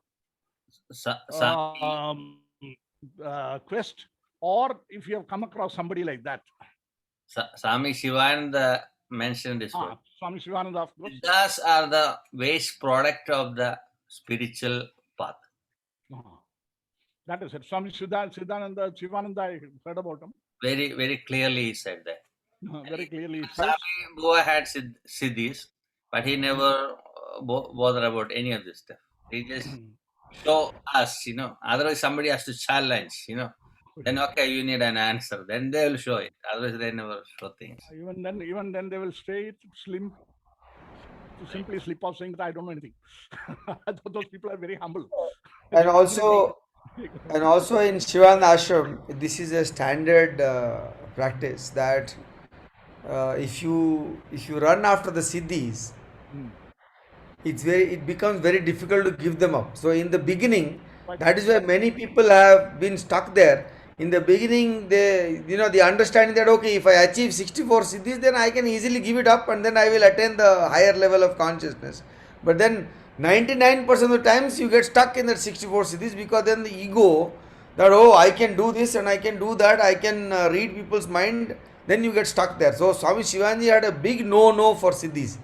He says siddhis are just the byproducts of your growth from gross level of consciousness towards higher level of consciousness. If they come, just ignore them and continue to practice. I saw Sumita Malik is asking a question. Raise her hand. And also Bikram Singh Tomar has been trying to ask a question for a long time. Two people. Sumita, please unmute yourself. I want to tell about the Siddhi. Yes. Okay. Just a second, Sumita ji. I think Sudarshan ji has to say something. That we... No, just I want to tell, what I want to tell is, see, why we came to this path. That's what was our aim, to reach the realization, self-realization. And when we are going, these are the milestones, all the siddhis. So siddhis means some siddhis are happening, means okay, I am on the right path. We don't want to step to there. And this is what most of the practitioners happen. When we are practicing and when we get some siddhis, we step there and some, and according to the siddhi, some material wealth comes and then he's run behind backward instead of going forward. We step there. And that we should not happen. When a siddhi comes, as Swami Shivananda Swamiji explained, Idhanji, we ignore it. Means that is only to realize ourselves, yes, I am on the right path. That's all. Don't stuck there. Go much forward. Go forward to our the real aim of practice of yoga. That is self-realization. That's only one thing what we are looking by the yoga practice, nothing else. Once again, sir, if I have to, with your permission of the Guruji, once again, I am reminding the things I said a few days before. Sri Ramakrishna Paramahamsa got the siddhis from a woman, Bhairavi woman, an Akhori woman, and wanted to give it to Swami Vivekananda, and he declined. He said, no. He said, going to give me mukti. He said, then why for me? You have told me to beware of Maya, and you are giving me all of a sudden 64 Mayas? No, I don't want that. But at the same time, the Guru has something to give it to the Shishya. God forbid, I'm not criticizing great souls like Swami Vivekananda, but the Guru gives you something, he has something in mind. And that is your duty to accept it, whether you like it or not, whether you are going to get stuck in Maya or not. And whatever it is, he didn't take it, but at last, in the last days of his life, he practiced. And his end was because that, let's not go into that. So one example I'll mention. Sami Bua used to test different things. Every day when we meet, he have a test dose. So he never able to catch me. I didn't do anything purposely. It's happening automatically. One day, he was telling me, I tried to catch you different ways. I cannot get you. So I'll say Vivekananda was smart. Even thinking about God itself is a sin in the last part of the path. So we think about God as for the dharana. We'll go to the higher stage and you are synchronizing with the godliness. I won't say God, godliness. That's a moment, each moment we start thinking about the divine nature of a human being. Everybody is part of us. Like we all are made of 5 elements. They are also part of us. And we get that consciousness. That's the time we get real realization. I think all of you will agree with me. Yes. Cool, sir. Okay. Sumita ji, now you can ask the question. Sumita, Yeah. Namaste Dileepji, Namaste Gopalji, Namaste Acharya ji, and all participants. Namaste, Namaste, Namaste to all. Sir मेरा ऐसे कोई question नहीं है, बहुत कुछ सीख रहे हैं आपसे, आचार्य जी से बहुत कुछ सीखा है और अनुभव किया है, और गोपाल जी से योग के बारे में बहुत कुछ सीखा है और अनुभव किया है। अगर आपकी इजाजत हो तो थोड़ा सा मैं शेयर करना चाहूंगी कि can I speak sir? Yes. Yes. Thank you, thank you, thank you. हमें लगता है कि योग से हमें जादुई ऊर्जा का साक्षात्कार होता है एक तरह से। योग एक अति महत्वपूर्ण शब्द है। योग से आत्मदर्शन एवं समाधि से लेकर कर्म क्षेत्र तक योग का जो है व्यवहार उसका हमारे सब शास्त्रों में भी आप उल्लेख्य है, देखा होगा। योग शब्द का अर्थ आत्मा का परमात्मा के साथ योग करके समाधि का आनंद लेना है। योग के कई प्रकार हैं सर, मंत्र योग है, लय योग है, हठ योग है, राजयोग है। राजयोग में लाइक यम नियम आदि के अभ्यास से चित्त को निर्मल कर ज्योतिर्मय आत्मा का साक्षात्कार करना योग कहलाता है, राजयोग कहलाता है। योग में जब हम बैठते हैं सर, हमें चाहिए, साधक को चाहिए कि जब उपासना एवं ध्यान आदि करने के लिए किसी भी आसन में हमें स्थिर और सुखपूर्व बैठने का लंबा अभ्यास करना चाहिए। ये हमें गोपाल जी के द्वारा नोट की पॉइंट है हमारी। और जब हम आसन पर बैठकर कोमलता से आंखें बंद करके ईश्वर से मिलन की कल्पना करना है, तो ओम को साकार करना है एक तरह से। ध्यान के समय ईश्वर के अतिरिक्त अन्य विषय का स्मरण नहीं करना चाहिए। ध्यान हमारे जीवन के साथ प्रतिपल जुड़ा हुआ है। भारतीय संस्कृति में भी ध्यान प्रत्येक क्रिया का पूरक होता है। इसीलिए आज भी हमें अपने घर एवं परिवार के बड़े व्यक्ति किसी कार्य को संपन्न करने हेतु जब बोलते हैं तो वो बोलेंगे कि एक सेंटेंस है बिल्कुल रटा रटाया कि भाई ये चीज जो है, ये काम बड़े ध्यान से करना, एक वाक्य सा बना हुआ है, पढ़ना ध्यान से चलना भाई, कार्य को बहुत ही ध्यान से करना। आज हम ध्यान शब्द का जो प्रयोग करते तो हैं, पर ध्यान क्या है उस और किसी का ध्यान ही नहीं जाता। लेकिन जीवन का प्रत्येक कार्य साथ जुड़े, जब जुड़ाव होता है, इसके दो चीजों का जुड़ना, इस ध्यान शब्द से हम यह तो जान ही सकते हैं कि ध्यान जीवन का बहुत ही महत्वपूर्ण अंग है। ध्यान के बिना जीवन अधूरा है, योग के बिना जीवन अधूरा है। ध्यान करने से पहले प्राणायाम अवश्य करना है, क्योंकि प्राणायाम से ही हम पूर्ण शांति एवं एकाग्र होते हैं।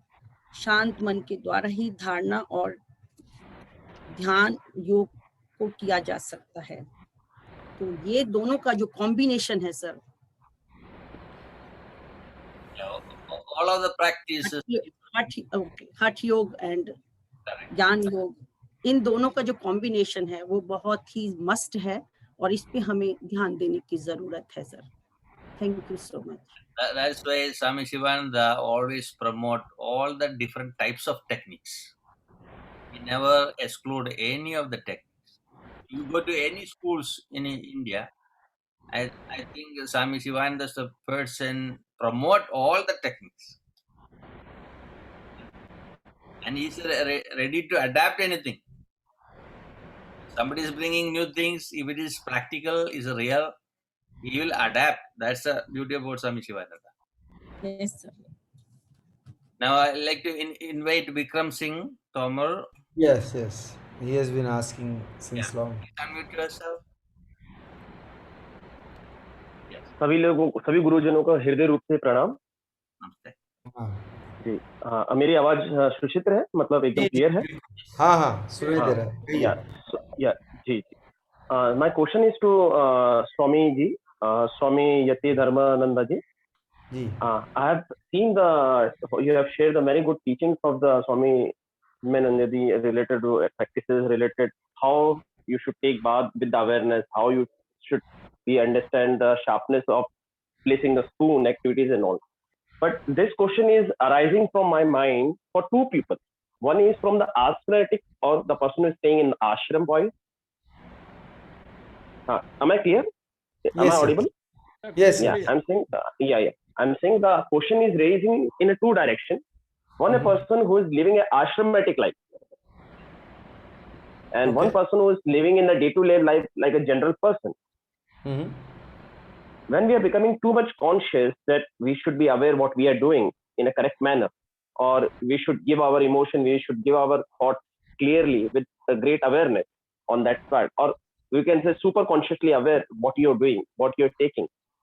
So how the positivity approach and the negativity approach between the two aspects can be taken place clearly. Suppose if you become too much conscious, if you are very positive, you will approach very clearly. But a person who is in a general manner or might be not living an ashramatic life, he will become too much conscious and become too much attracted to negative or positive anything. Am I clear? Yes yes you're clear. Yeah. So the teaching of the Guru Shishya Parampara, which you have learned from Chinmayananda ji, how it can be approachable in a general public as well as in ashramatic life person. So when I was in the ashram, I was not a sannyasi. I was there not. I did not come. I left my job not to become a swami or a yogi or a meditator or to realize God. I just was very benefited by this great master, and I was absolutely understanding him as a person who's from the world, not as an ashram person. So, the beauty of our original teaching is whether you live in an ashram, whether you don't live in an ashram, doesn't matter. The value is the same. Now, coming is a very good point that you brought in about the positivity and negativity. See, let me be very, very honest with you, and I'm sure Sudarshanji and Dileepji will laugh when I say this. People think that if you go to an ashram, everything is just easy and everything is simple, and everything just God just makes everything so simple for you that you don't experience anything that the outside world people are having a problem. Believe me, when I came to the ashram, I came with this idea that, oh, thank God I don't have to work on my computers anymore. I'm just going to sit and meditate and realize God, and then I'm just going to preach to people. And my Guruji asked me, okay, I won't give you permission to stay unless you follow certain practices for 3 months.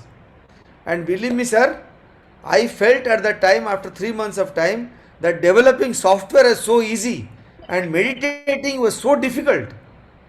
Mind was bringing 1000 thoughts and so much of distractions. How to meditate? Software, I sit in front of my computer, I know the language C++, I can program very easily and make money. No problem. But how to control the mind?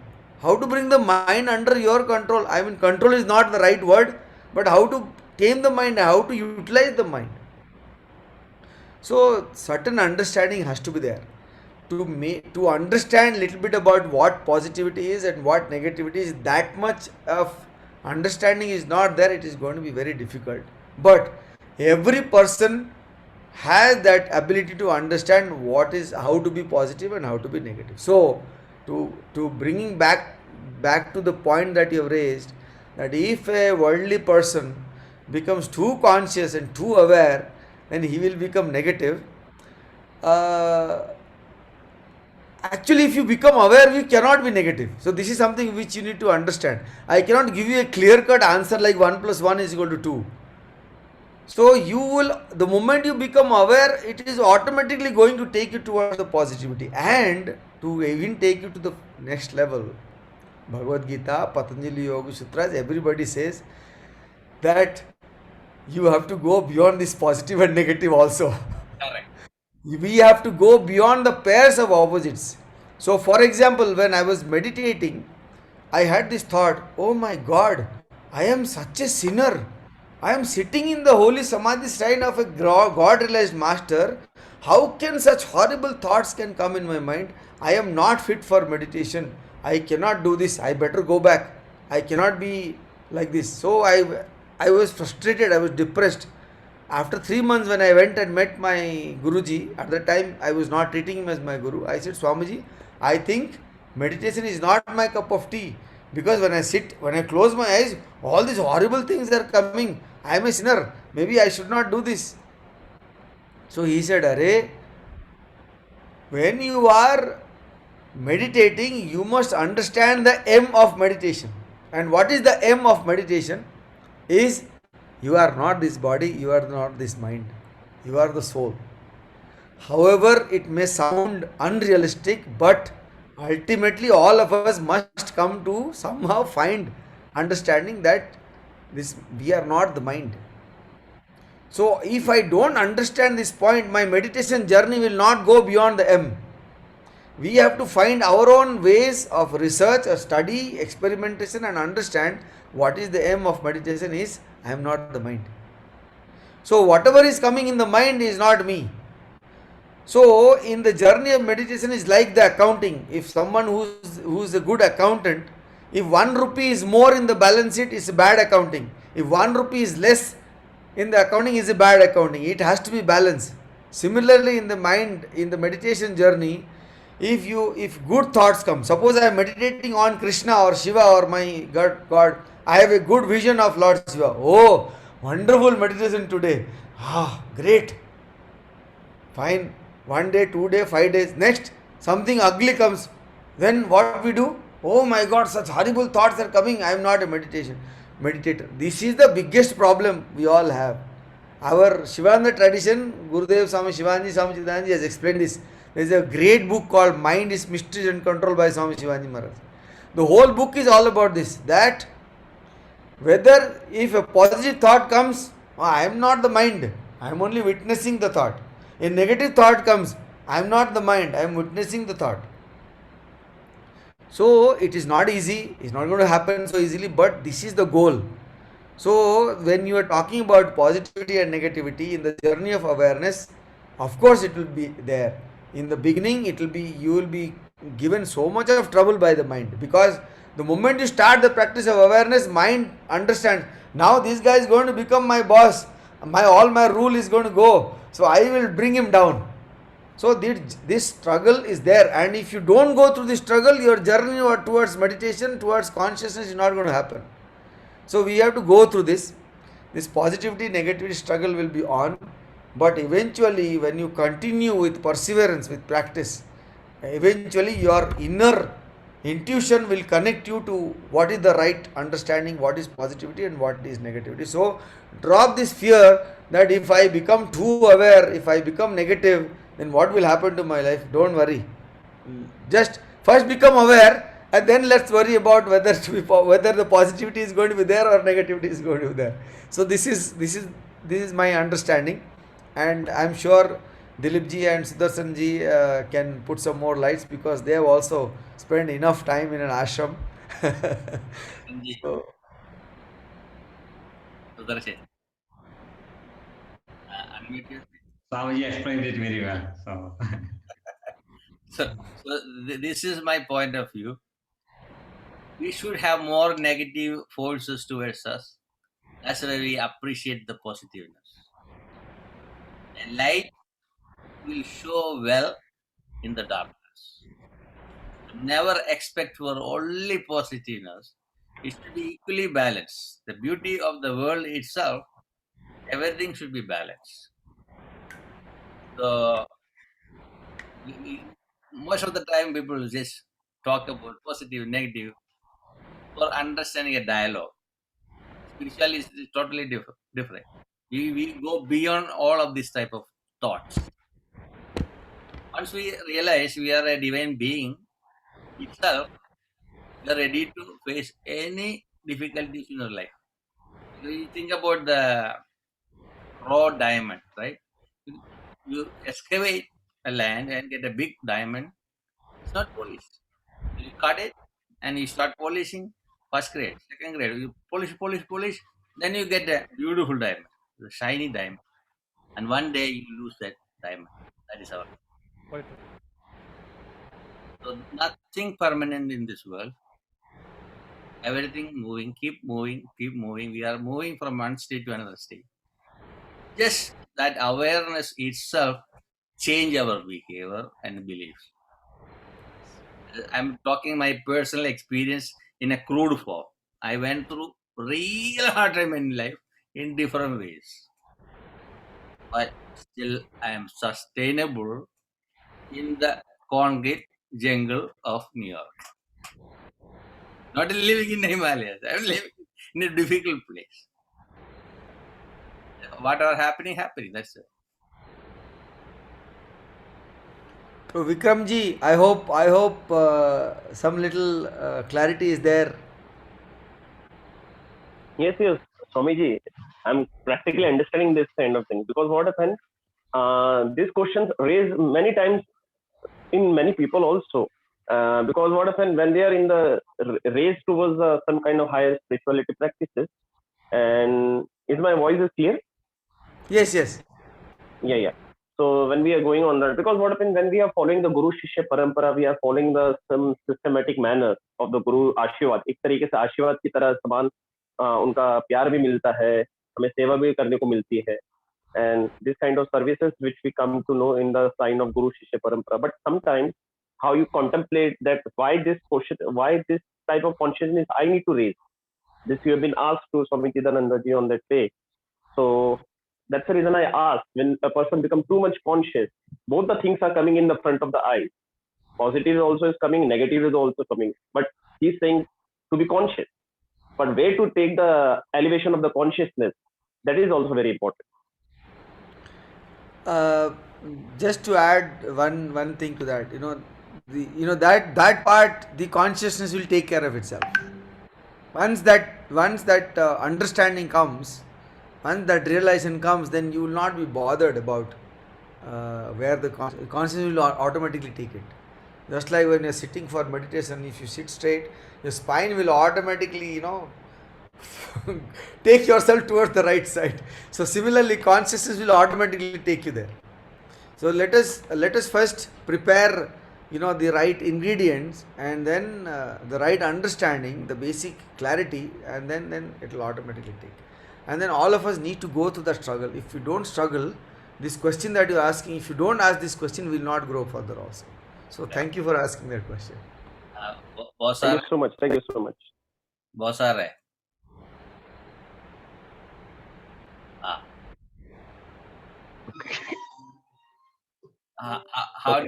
How do you feel about today's discussion? It was a beautiful discussion. I think most of you were very scientifically approached the effect of yoga and various practicing system of yoga. The speakers, today's speakers, all were great speakers, and their thoughts and their understanding of life and yoga, especially yogic practice, is great, and their experience also is great. And great people from great ashrams have participated in today's discussion, and I was benefited much with your knowledge, and I will be happy that if you have to continue all the remaining days for the days to come in our yoga festival. I don't know how Guruji has planned. Anyway, I think more members should come for the meeting. Guruji is designing some limited numbers, I think, like that only, no? Yeah, we are not Limited. taking everybody. People are watching. Yesterday we had over 2,000 people are watching. So that Well, that I know, but the people like today's experts are also good in having discussion with daily daily topics, and I think that also can be considered. some of the great speakers, if they are getting time, they have to sit for some days. They are free to attend the yoga day This meeting. week is very hard because so many organizations have yoga day events. This from yesterday and until 22nd. Packed event. Uh, We cannot expect okay, everybody. I know that is correct. That is correct. That last is one of correct. the event will be more people are coming. I know that. Yeah, yeah, yeah. So I'll Anyway, anyway, this today's discussion was very fruitful and very nice and very informative. Thank you all. thank you. So I like to thank all the speakers, especially Gopalji, Acharya, Satyendraji, and Giridharmaji, and Sudarshanji, Kulkarniji, and all other uh, presenters. Question those who ask questions that will make a more live in our action. And thank Dr. Vinarmaji from our university and the students, and Janardhan Vinarmaji from the Chitadagiri Ashram. And I felt like it was a very beautiful discussion group, productive, Yeah. productive. I won't think about how many people in the meeting. I think how much we are giving the message to the world. And all of these programs are recorded and going to the YouTube. So this is for the future. We may have already made the production. It's already ready. And without foundation stone, nothing can build up on the top. Foundation is ready. So we are in good shape. So tomorrow we'll join. I know some one of the advisor to Aish department will be here tomorrow. And Dr. Ananda Balayoga Bhavanani and Gayatri from the Italian group, she'll be here. And some other people are joining. I know Amity has events in the morning, early morning, and late for Visha, and we had to do some other work. I'm glad at least you stayed until the last part of the event. The spirit is there. The power here is there. I appreciate everyone. So I'll request Swami Yadidharman to the closing prayer.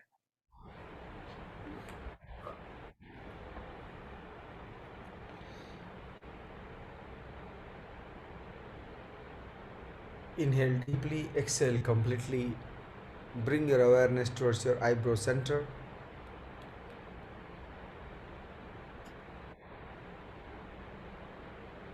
Let us create a strong will and intention to send healing prayers towards all those who are in need of our prayers at this moment, who are struggling in various difficult situations in various homes and hospitals in all the parts of the world.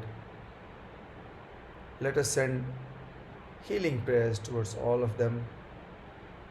Let us pray for the peace of the whole world. Asato ma sadgamaya tamaso ma jyotirgamaya mrityormam amritangamaya.